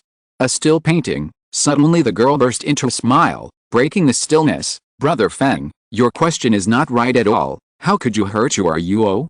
Anyone in this world can hurt Yuelao, but Brother Feng, you won't. As she spoke, she slowly moved her eyes away, looking at the petals flying in front of her. Memories seemed to appear in her eyes. When I was alone on that isolated island, I was like a wildflower blooming and no one knows where no one knows. Even if you can see me, no one can understand me. It was Brother Feng who took me out of that barren cage, took me through the rivers and lakes, and let me know the beauty of this world for the first time. Later, Brother Feng, you brought your father back to Yuelao. He was no longer the leader of the Xiandahu. He was only my father for the first time. So Brother Feng, Yuelao is really grateful, very grateful you. A tear fell unconsciously. Yuelao turned to stare at Xu Feng and said, so Brother Feng, if Yuelao believes in you, you won't hurt me. Yuelao, Xu Feng's mood at this time is indescribably complicated. Looking at the person in front of him, do he really want to implement such a plan? Will I really never hurt you? If you're listening to this novel on a channel other than Fanfic World, it means they downloaded and uploaded it without effort. We cordially invite you to visit our channel, Mundo Fanfic Novelists. There you'll find the original version of this story, and you can explore many other novels of various genres. We're waiting for you to immerse yourself in a world of incredible novels. Chapter 170, The Bamboo Forest Conspiracy. Xu Feng himself couldn't answer this question, or rather Yingying Yuelao. He already had the answer in his heart, but he just looked at the person in front of him and didn't dare to face that choice. Brother Feng, what's the matter with you? Why are you in a daze? Yuelao looked at Xu Feng and stared at him, as if he was thinking deeply, but it seemed that the focus of his eyes was not on him. In those black pupils, it seems like an abyss, deep black and invisible. For some reason, her heart was covered with a layer of sadness for no reason, as if something bad was going to happen in the future. But this emotion was only fleeting. Shaking his head, Yuelao stretched out his hand and waved it in front of Xu Feng's eyes, and shouted, Brother Feng. Haha, sorry, I was in a trance just now. Xu Feng already had calculations in his heart. Long-term pain is worse than short-term pain. He shouldn't be so indecisive anymore. Let's act. On this day, Yuelao was making dinner. Xu Feng asked Xiongba out, went out of the courtyard, and arrived in a small bamboo forest at the entrance of the courtyard, knowing that it was far enough away that Yuelao would not hear him. After standing still, Xu Feng turned around, looked at Xiongba, looked straight into his eyes, stared at him firmly. Xiongba put his hands behind his back, but looked calm and breezy, looked at Xu Feng. Lightly he chuckled lightly and said, Fenger, why are you staring at me like this? Is there a flower on my face? But Xu Feng didn't talk to him this time, nor did he have a smile on his face, but kept staring into Xiongba's eyes with a serious face. The smile on Xiongba's face also slowly disappeared, and an aura suddenly rose from him, like a tiger that has been smiling and hiding. When you see it is harmless to humans and animals, you think it is a little flower. As for the cat, a tiger is a tiger after all. When it smiles and shows its fangs, the majesty of the king of beasts will naturally come back to it. What Xu Feng wanted was to force the tiger, Xiongba, to reveal his real body. Now that his goal had been achieved, he would follow his own plan to a direct showdown. Guangzhou, you should have understood my reason for coming during this period of time. Why are you here? Fenger, didn't you come to see Yuelao? Although Shangba was full of majesty, he was still sloppy. Of course I came to see Yuelao, but the boss, I'm here to help you. I know you've been on guard against me, but I've never been with Fengyan from the beginning to the end. I really want to come here this time. Sincerely helping the leader, I want you to come out of the mountain again. Hearing this, Xiongba's eyes flickered fiercely, and he said with a smile, going out of the mountain again? Fenger, I'm very satisfied here. I want to be with Yuelao. I've already let go of the affairs of the rivers and lakes. Master, I know that you want to accompany Yuelao, but what is the situation in Jianghu now? Ever since Feng Yun overthrew you old man for his own selfishness, the Xiangxiahu has no leader since then, and the entire martial arts world has lost your restraint. Going back to the era when the jungle was prey to the jungle, you killed me and I killed you all day long, and the internal fighting continued, so many heroes died tragically under the sword. Xu Feng's language became more and more intense. These dead people, behind each of them, there is a family. They all have wives and children. Unfortunately, countless families have been broken like this. Countless wives have lost their husbands and children. Losing my father, all of this is due to the lack of unity, the endless vendettas in the rivers and lakes, and the tragic death of many heroes, all of which needs someone to end it. Hearing these words, Xiongba's expression finally changed slowly, and the way he looked at Xu Feng also slowly changed. Xu Feng stared at Xiongba, with tears in his eyes, and said, Guangzhou, I know that when you established the Xiangxiahu and unified the martial arts, you just wanted to end this endless dispute. As a member of the Xiangxiahu, I really felt that way. Very good, but seeing that your great cause has been realized, but it was destroyed by the wind and cloud. Master, today's martial arts world needs you, and there are tens of thousands of people who need you to save. Xiongba's expression had completely softened. He looked at Xu Feng, stretched out a hand to put on his shoulder, and patted it. His eyes seemed to be a little wet, and he blinked desperately to force it back, saying, Fenger, okay. Well, the old man didn't expect that there is such a confidant as you in the world. Everyone in the world regards me as a scourge, and they don't understand me. Fenger, good. Speaking of the end, the voice of a generation of heroes was a little choked up, and he couldn't help thinking of those past events back then, his great career in the world, and how close he was to success. Xu Feng looked at Xiongba, and knew that what he said had already had an effect, and the long paragraph he said just now was not entirely for the sake of ingratiating Xiongba. When he watched Fengyan when he was a child, he actually had this idea vaguely, is Xiongba bad, has he done anything unforgivable? Bu Jingyan's family was killed by an unknown underling in the world. This can only be said to be a lack of strict control, and Nai Feng's father was in a fair duel. In the end, he was killed by Ho Kilin because of saving Nai Feng kill. From the perspective of Xu Feng, a modern person, what Xiongba does must be beneficial to the entire world of martial arts in the long run. No matter what era it is, wars and disputes will only hurt ordinary people. Only unity, even if it is unification, which is not so satisfactory, is much better than division. So what he said just now can actually be said to be Xu Feng's sincere understanding of Xiongba, but unexpectedly he really moved Xiongba, which means that Xiongba's ideal is the same as what he thinks.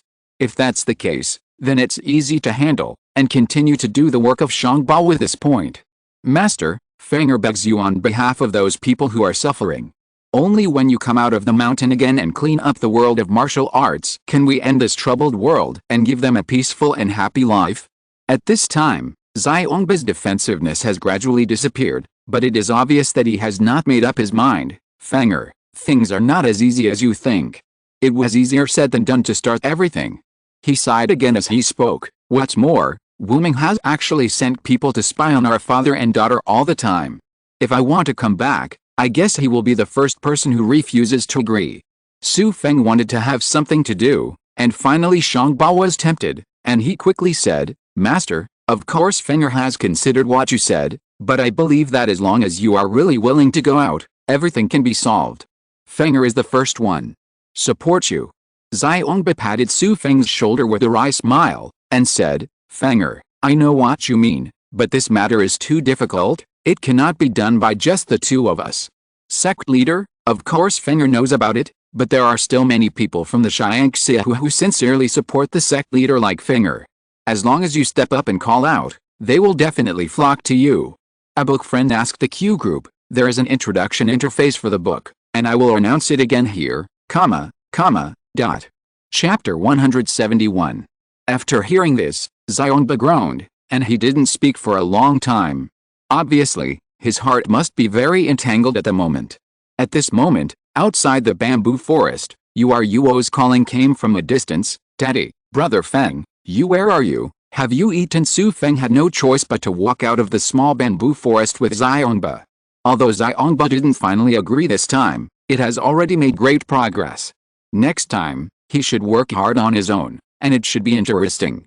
Yuo cooked a sumptuous dinner, a large table of dishes. I have to say that the little girl's cooking skills are pretty good, although they are all home-cooked ingredients, but the taste is incomparably delicious. Because things had progressed, Xu Feng's appetite improved. He ate several bowls of rice in a row, and he was full of praise for Yuo's cooking skills. After hearing the compliment, Yuo couldn't hide his joy. But Xiongba on the other side seemed to be preoccupied, and didn't eat a few mouthfuls of food. Yuo saw it, and said concerned, Father, don't the dishes your daughter cooks suit your taste?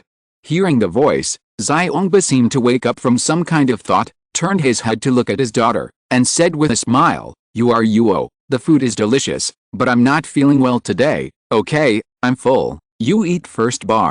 After saying that, he put down the bowls and chopsticks, stood up. Yuo quickly followed suit, and said nervously, Father, why are you feeling unwell? Does it matter or not? Should you go see a doctor?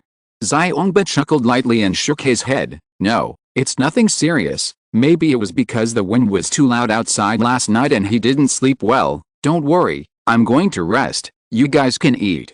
After finishing speaking, he went straight back to the bedroom. Yuo watched him leave. His face was still full of nervousness, obviously still very worried. After sitting down slowly, he looked at Xu Feng and said, Brother Feng, you just talked to Daddy. What are you talking about outside? Is he alright? Huh? Xu Feng had a big mouthful of rice in his mouth, and he swallowed it after a while. Of course he knew what happened to Xiongba, but he couldn't tell Yuan about it. Don't worry, the leader is fine. Maybe he really didn't rest. I just asked the leader about go skills outside. Really? Hearing what Xu Feng said, Yuo was a little relieved. It's okay, eat it quickly, or the dishes will be cold later. Xu Feng said, personally picked up a chopstick of vegetables and put them in Yuo's bowl, and said with a smile, eat more vegetables, for beauty. Yuo asked curiously, beauty? Brother Feng, what do you mean? Haha, it means becoming beautiful. In the next few days, Xu Feng knew that he should not be too impatient and wanted to give Xiongba some time to think, so he didn't talk to him again. Life in the country is actually full of happiness and peace, and there is a feeling of tranquility. The sky here is particularly blue, the kind of blue that does not have a trace of modern industrial pollution. The night here is a pure night, black and pure, without any extra light sources. Because of this, the sky full of stars is clearer than ever. In this way, follow the rhythm of time, work at sunrise and rest at sunset, enjoy the most primitive and pure beauty, the heart will calm down, and the human mind will gradually be freed from countless complicated desires, slowly return to the heart, back to the self, so that people have time to really pay attention to their own hearts. Now is the time when spring and summer are handing over. Xu Feng looked at the flowers and plants in the yard, repaired them, and used grafting techniques to graft a few fruit trees. These wild fruit trees should be old in a few years. It will bear sweet and delicious fruit. On this day, Xu Feng was weeding the flowers in the yard. Yuo was taking a nap in the room. Unexpectedly Xiongba came to find him on his own initiative. Seeing Xiongba approaching, Xu Feng stopped what he was doing. He knew that this time it should be reliable. It seems that Xiongba must have figured it out. Putting down the flower hoe, followed Xiongba out of the yard, and came to the small bamboo forest again. After standing still, Xiongba spoke first this time. Fenger, I have been thinking carefully about what you said these days.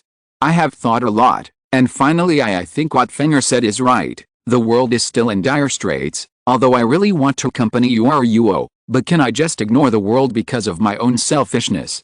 I figured it out. No, if this goes on, I won't live in peace of mind. I think Yuelao will understand me one day. After hearing this, Xu Feng's eyes lit up, and he said in surprise, "So the leader, you have decided to come out of the arena again?" "No, I want you to answer a few questions for me. If you can't be sure about these questions, then even if I come back, there is no hope." "What's the question?" "You can ask the leader." Xiongba stared at Xu Feng, and said slowly, "The first question, what is the real purpose of you coming to me this time and letting me go out of the mountain?" "I don't believe it." Xu Feng was not surprised. After all, Xiongba is a generation of heroes. It is impossible for him to hide his thoughts from him all the time, and in the later stage, he will rely on Xiongba to slay dragons. It is impossible not to disclose this information. After pondering for a while, he suddenly smiled and said, "Sure enough, I can't hide anything from you, leader. Of course, for the people of the world is also my goal, but it's true that it's not my only goal. Master, let me tell you the truth. We in the Central Plains are fighting endlessly, but we don't know that it has aroused the voyeurism of overseas Dongying people. I got the news that Dongying has a peerless master who is rising at the moment. If the Central Plains martial arts are not unified again, it will be terrible for us. The Wulin will be stolen by the Dongying people." Dongying. Xiongba pondered, and murmured, "This Dongying is indeed not to be underestimated, but it is impossible to say that it is a small country that can occupy our Central Plains." Xu Feng shook his head. Xiongba's thoughts represent the thoughts of most people in the Central Plains. No wonder the Central Plains will be bullied by the small country of Dongying, whether it is in the world of Fengyan or in the real world. "Boss, although Dongpu is small, our Central Plains is a mess. If we are of one mind, of course we will not be afraid of a small country of Kur. That's why I want to ask you to come out of the rivers and lakes and stop all this." According to the news Fenger got, it was Dongpu's Wushanju Palace who conspired against me this time. The owner of the palace, Zhu Wushan, has already been refined into Vajra Shield, and on this basis, he has built an immortal golden body. We in the Central Plains may nobody can stop him right now. Zhu Wushan. Xiongba murmured. He couldn't help but began to believe in Xu Feng, and his face became serious. If this Zhu Wushan really cultivated the immortal golden body, it would be really troublesome, even if the old man's martial arts if it is not lost. I am afraid that I am not sure about dealing with the immortal golden body. After pondering for a moment, Shangbar raised his head and looked at Xu Feng and said, "Okay, then I will ask you the second question now. Why are you confident that the old man can clean up this mess?" Chapter 172 Dragon Slaying Technique. Xu Feng smiled slightly, but did not answer directly, but said, "Guangzhu, don't you have confidence in yourself?" Xiongba smiled wryly. "To be honest, I really don't have that much confidence. After all, I'm old now. It's not easy to start all over again. I have a clear understanding of myself." He sighed for a long time, looked up at the sky. There was a wind in the bamboo forest. The withered bamboo leaves were blown by the wind, turning around, fluttering, as if unwilling to leave the branches, but unfortunately it didn't care. No matter how much it struggles, it finally falls to the ground, into the dirt, and as time goes by, it will slowly rot. After watching the whole process, Xiongba turned his head and said, "So I don't even have confidence in myself. I want to ask, Fenger, where does your confidence in the old man come from? You must know that it is not enough to rely on self-confidence to make a career. Yes, you must give the old man a sufficient reason." In Xu Feng's heart, he really admired Xiongba more and more. Sure enough, no one will be lucky for a successful person. It is the same no matter ancient or modern. After sighing, Xu Feng knew that his confidence in Xiongba, of course, came from one thing, that is Xianlong. As long as the dragon slaying is successful, after getting the dragon element and taking it, what else can't be done? At that time, it will be absolute crushing. Whoever refuses to accept it will be punished. Longying can not only give people eternal life, but it can also greatly improve people's skill level. It seems that to really convince Xiongba, it's time to reveal information about Xianlong. Master, Fenger's confidence in you is definitely not groundless in blind worship. Just because I got another piece of news at the same time that Wushanju Palace is going to invade my Central Plains. Oh, Shangba stroked his beard and said, "What news?"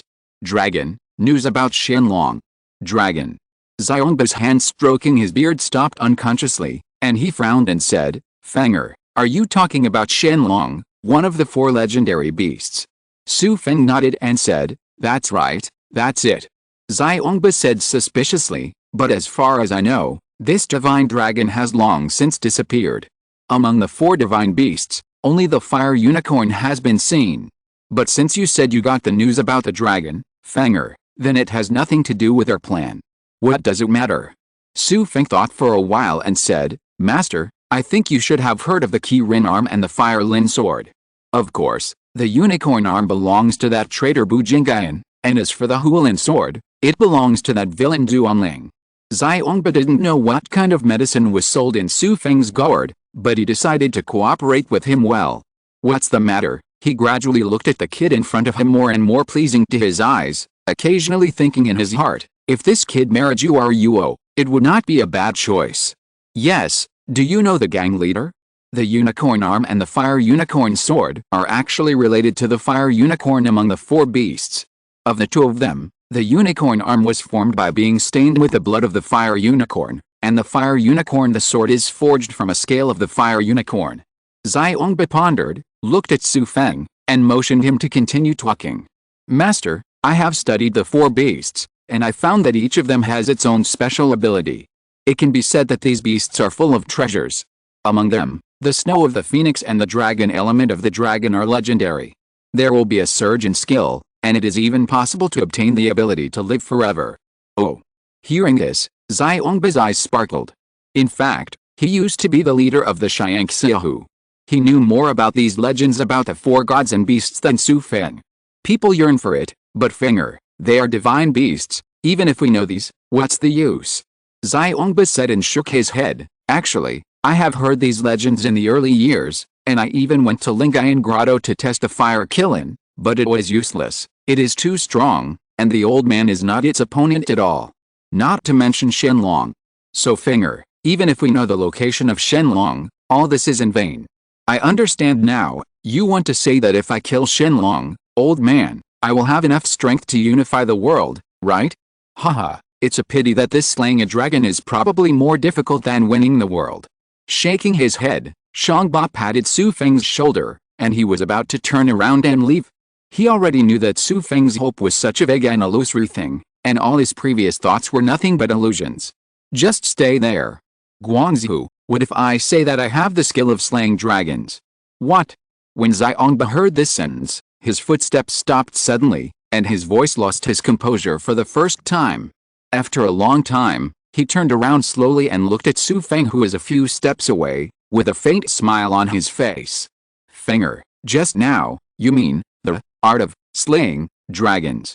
Xiongba said slowly, I heard the old man right. That's right, what I'm talking about is the dragon slaying technique. Xu Feng smiled lightly. Master, I have already said that I came prepared. Xu Feng had already figured it out. For people in Fengayan world, knowing the existence of Shenlong is not a rare thing. For the top experts, they may even know the magic of Longying from various ancient scrolls effect. But that's all. Other than that, they don't know the specific location of the dragon, let alone how to deal with the dragon. So for these people, the dragon can only be an eternal legend. In the entire Fengayan world, the only person who knows the location of the dragon and the technique of slaying the dragon is Di Shishin, that is, Xu Fu, who swallowed the blood of the phoenix. Of course, Di Shishin hadn't been born yet, so the only person in Fengayan world who knew the news was Xu Feng, who didn't belong to this world. Even if it is a generation of heroes, when Xiongba heard about the dragon slaying technique, it was difficult to calm down, so he stepped forward, grabbed Xu Feng's shoulder and said, Fenger, what is the dragon slaying technique? Tell me quickly, Xu Feng allowed him to shake himself. After a long time, Xiongba realized that he had lost his composure.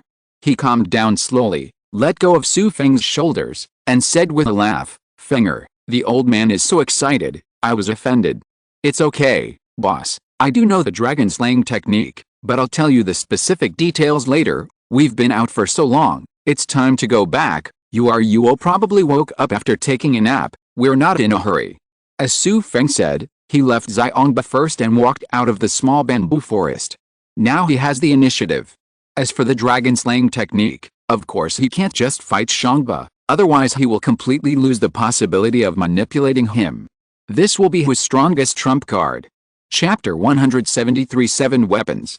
Yuelao had already cooked the meal at home. Just at this time Xu Feng and Shangba returned to the yard. Yuelao wiped his hands on the green skirt, and said with a sweet smile, "Daddy, brother Feng, you go, where is it?"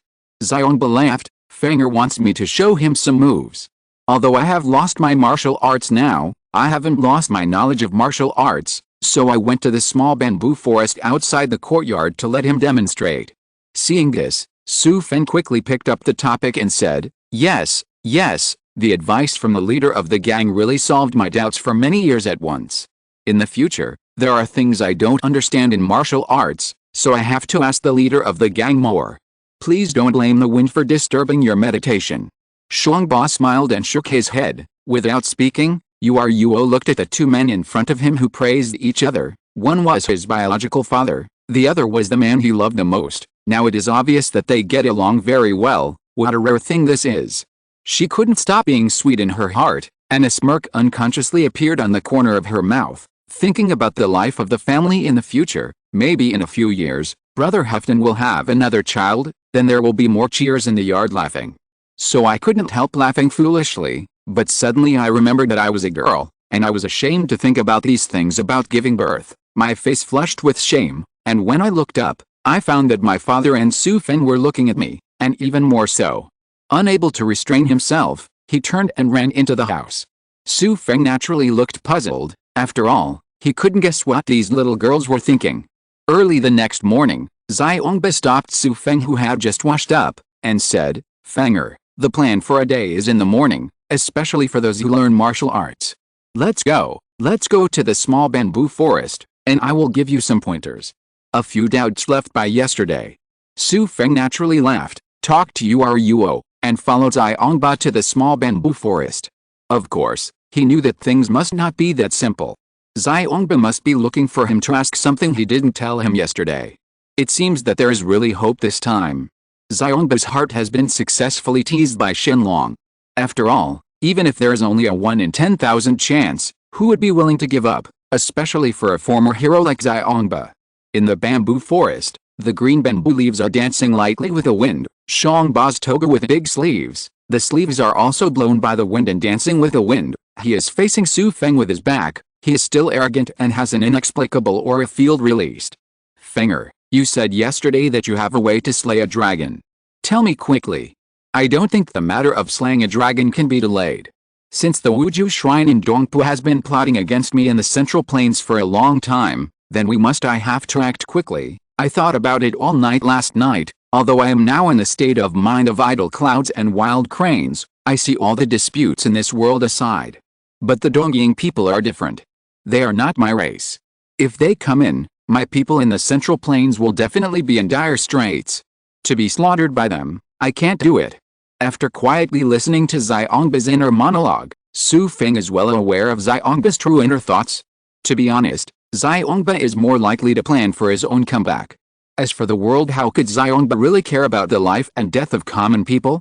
Even if it is one of your own people who treats your own people, in a war, will you be soft? The incident of fighting in the same room has been staged countless times in this world. Master, Fenger is really touched. How many people in the martial arts world can understand your great belief? But you still choose to help the world. Even for the sake of your belief, Fenger will definitely help you find Shenlong, and help you restore your skills, unify the world, and resist foreign aggression. Fenger, with your help, I will definitely feel much more relaxed. Don't worry, after 100 years, this world will of course belong to you. I know you like Yuelao. I promise you here, as long as you help me get Longyin, I will definitely marry Yuelao to you." Hearing this, Xu Feng felt a slight pain in his heart. Is Yuelao still a pawn in Xiongba's heart after all? Shangba doesn't know. He doesn't have that kind of thought about Yuelao at all. He has always regarded Yuelao as his younger sister. But Xiongba wants to trade with his daughter, wants to use Yuelao to restrain himself. It is a pity that Xiongba miscalculated this time, but the pity is the girl who doesn't know anything. Xiongba saw that Xu Feng didn't answer, and there seemed to be an awkward smile on his face. Thinking that he had guessed Xu Feng's thoughts, he laughed and said, "Fenger, I know you are shy. It's okay. I understand your thoughts. When the time comes, the old man will definitely let you get what you want. But now can you tell the old man how to slay the dragon?" Shaking his head, Xu Feng didn't think about Yuelao for the time being. He had to rely on Xiangba's power to finish the dragon slaying. Master, in fact, this dragon slaying technique, I also saw it in an incomplete ancient book by accident. It said that the godly power of the dragon should not be offended. No matter how high the martial arts are, it is useless to the dragon herd a hair on it. But the book also said that there is only one way in this world to defeat Shenlong, and that is to gather all 7 weapons. 7 weapons. Xiangba's eyes widened, and he arrived after a long time. I think I know all about the weapons in the world, but I have never heard of this weapon named 7 weapons. Master, it's normal that you haven't heard of it, Xu Feng said with a light smile, because the 7 weapons is not the name of a single weapon, but a combination of the 7 most powerful weapons in the world today. The combination of the 7 most powerful weapons. Xiangba's face was filled with joy. Then it's really much simpler. It is indeed written in this book. Xu Feng changed the subject. Actually, weapons are not difficult. It says that not only must there be 7 weapons, but more importantly, there must be people who can fully exert the power of these weapons. That's not difficult. The old man naturally has a solution. Fenger, please tell me which 7 weapons are it. Okay, Xu Feng said slowly. These 7 weapons are Peerless Sword, Fire Lin Sword, Hero Sword, Heavenly Sin, Heavenly Blade, Greedy Wolf, and Shocking Silence. Just these 7? Ho ha, that's great. These old men have fought against their masters. It might be a little troublesome to get them all together, but it shouldn't be a big problem, Xiangba mused. Fenger, it's not too late to slay the dragon. Let's start to act now, and then you listen to my arrangement. I have a way to connect them and their masters, and catch them all. As Xiangba said, he clenched his fist and made a noise like popping beans, then raised his head to the sky and screamed, and the bamboo leaves fell to the ground one after another. I am back. Chapter 174 Departure. In the bamboo grove, Xiangba's breath is long and high-pitched, like a tiger howling in a deep valley, or like a dragon singing for 9 days, and it takes half a stick of incense before it gradually goes out. Xu Feng watched Xiangba's howl, and was also secretly surprised. It seems that Xiangba should not be underestimated. Daddy, what's the matter with you? With a slightly anxious voice, Yuelao broke into the bamboo forest. At this time, Xiangba's roar stopped, his face was rosy, and when he saw his daughter, he smiled slightly and said, "It's okay, I talked to Fenger carefree, I haven't been this happy for a long time, so I couldn't help but yell, haha." Then he turned his head and looked at Xu Feng. Dao, Fenger, although it's early in the morning, I'm so happy, come and accompany me to have a drink or two. Xu Feng had no choice but to cup his hands and said, then Fenger can only accompany you. Daddy, brother Feng, how can you two be like this? Drinking early in the morning is not good for your health. No, I won't let you drink. Xiangba was walking in front. Yuelao wanted to go up and grab her father to act coquettishly. Xu Feng stretched out his hand to stop her, and said softly, Yuelao, it's okay, I promise you will only have a drink. The boss is really happy today. It's been a long time since I saw his smile today. Yuelao gave up her plan to stop it when she heard the words, and then she heard what Xu Feng said, and then she remembered that since her father lived in seclusion in this country, even though he was with him, he looked very calm every day, with a smile on his face, but she always felt that something was missing. Something seemed to cover her father, and she only found out today that her father was not really happy. She felt sad when she thought of this, and suddenly thought of how she had never been really happy in the past few years. The one I love is nowhere to be seen. Although I can make up for the regrets of my childhood by making up for my childhood regrets under my father's lap, I still lack the person I love the most. And since Brother Feng arrived, why hasn't he changed? It is the kind of change that comes from the soul, just like a flower, although it is usually open, but a little bit listless, until it meets the spring rain, it can bloom its true youth and beauty. Thinking of this, she couldn't help but secretly glance at the people around her. From this angle, she could see his perfect side face. The morning light coated his face with a layer of golden light, and the fluff on his face was covered with it was clearly visible in the golden light. There was a slight smile on the corner of his mouth. If only he could look at him like this forever. Xu Feng noticed the gaze from beside him, so he turned his head to look at Yuelao and said with a smile, "What are you looking at, little girl? Don't look at the road while walking, be careful not to fall." Seeing that she was discovered, Yuelao quickly withdrew her gaze, Her face was stained with pink, and said angrily, "You are so beautiful. I didn't look at you. I was thinking that you and Daddy must have something to hide from me. Hurry up. Tell me." Xu Feng was taken aback, thinking that Yuelao had already felt it, but no matter what, I couldn't admit it, so I said, "Miss, you really wronged me. How could I hide something from you? There is absolutely nothing. HMPH, you're not here. I don't want to hear it if you don't tell me." As he spoke, he overtook Xu Feng by a few steps, and angrily led him away. Looking at Yuelao's slender back, who left in a fit of anger, her hair fluttered slightly due to her hasty walk, but Xu Feng felt very uncomfortable, because the calm had been broken by him, and the next thing might be his own. She can't control it. Will she have such a willful opportunity in the future? If not, then I deprived her of it. In the past, she was imprisoned on a small island in the middle of the lake, and because I couldn't bear it, I rescued her, and changed her destiny abruptly, thinking that she would live her life forever happiness. But now, it was me again, who came to break her peace with my own hands. Is it really a reincarnation of fate? After all, she is doomed to have an unfortunate life? She secretly gritted her teeth and made a decision in her heart. No matter what the outcome of this trip is, I must finally guarantee that Xiongba's life. In the days that followed, Xu Feng and Xiongba successively negotiated the specific details of various follow-up actions. Neither of them was a reckless person. Like everyone else, calmly discussing various feasible solutions with Xu Feng. Half a month later, everything was finally negotiated. The final plan of the two is that Xu Feng is responsible for bringing back the Zuai knife and the peerless sword, and of course their master. After all, Feng and Yun have a deep hatred with Xiongba, so they decided after careful consideration let Xu Feng handle these two. As for the remaining 5 weapons and 5 people, Xiongba took over and he was responsible for taking care of these 5 people.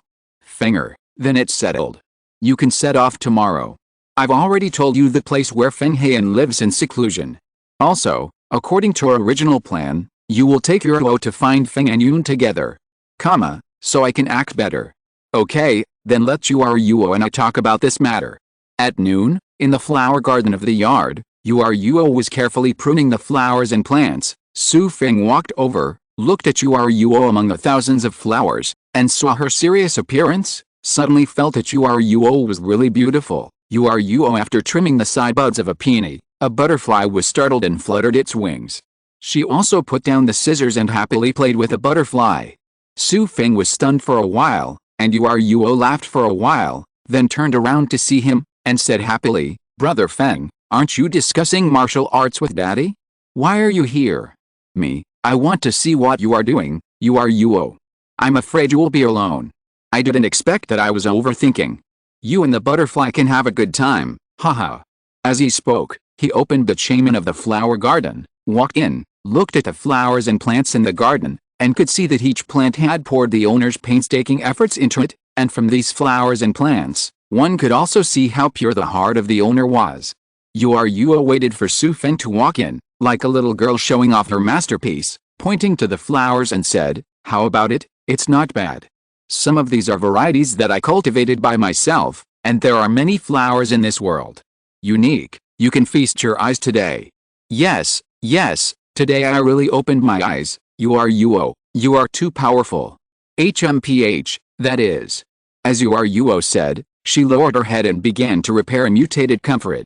The scissors opened and closed like a dance, and this rotten comfort gradually took shape, as if with the strength of character and delicacy of the master.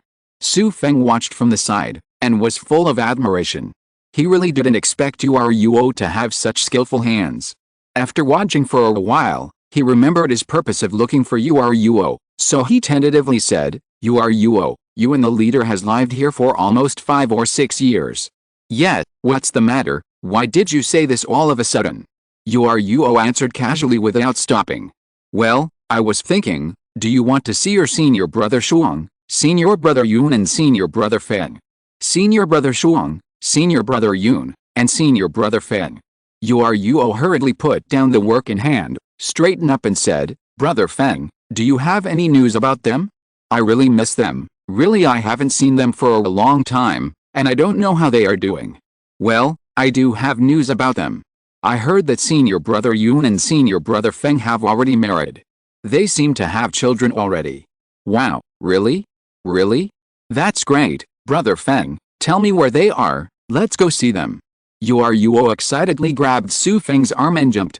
Okay, let me tell you, I just want to take you to meet them, and the leader has agreed. He asked me to take you to meet them. Okay, Yuelao clapped her hands happily, but suddenly remembered that she and Brother Feng had gone away. What should Dad do if he stayed here alone? So he asked, then Dad, will he go with us?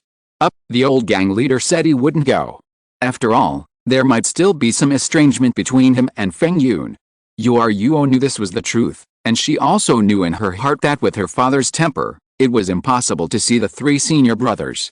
During dinner, Xionba confirmed the itinerary of the two on the table, and gave some instructions to the two. Yuelao said worriedly, Father, then I will leave with Brother Feng, can you take care of yourself alone?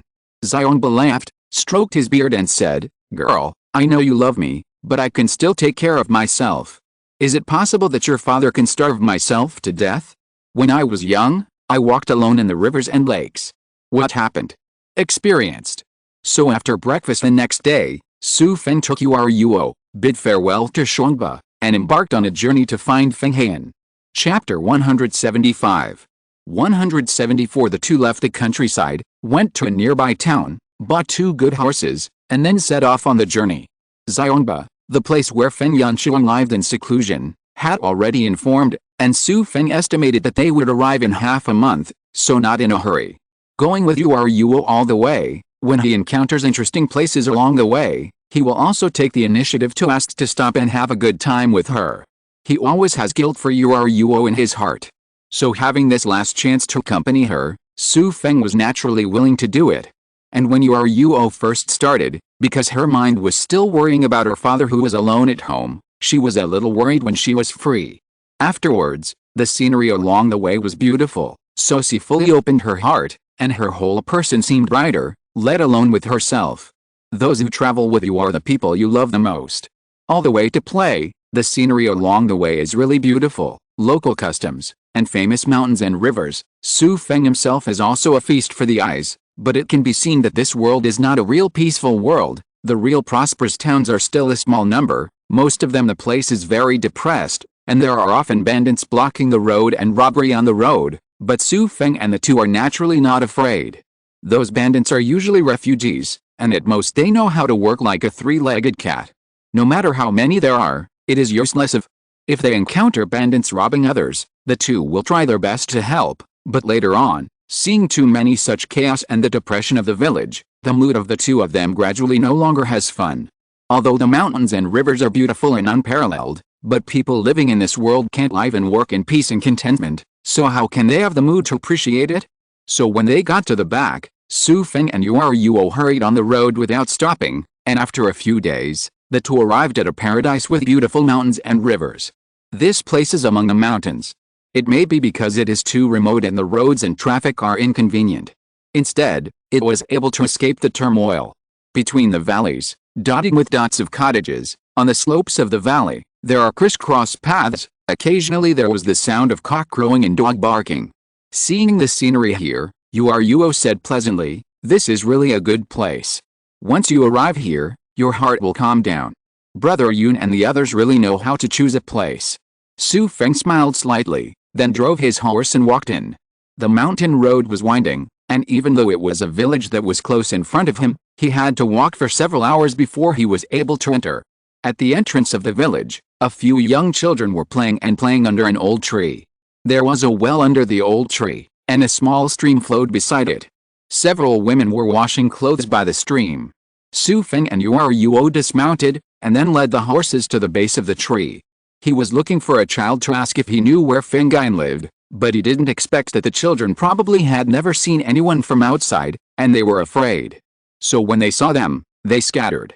Yuelao was furious, chased after a few steps and shouted loudly, "Little devil, stop for me, what are you running, will I eat you? Stop for me." "Forget it, Yuelao, it's useless, probably because people here rarely see outsiders." Xu Feng said as he let go of the reins, pointed to the stream and said, "Let's go there and ask those girls who wash clothes." When the two walked to the stream, Xu Feng noticed that there were 3 people washing clothes. One of them was an ordinary village woman in her 50s, but the other two were young women in her 20s, and their appearances were astonishing. She is beautiful, with creamy skin, not like an ordinary village woman at all, but a fairy left behind in the mortal world. Although she is wearing rough clothes, she can't hide her youthfulness. Xu Feng probably already has a guess in his mind.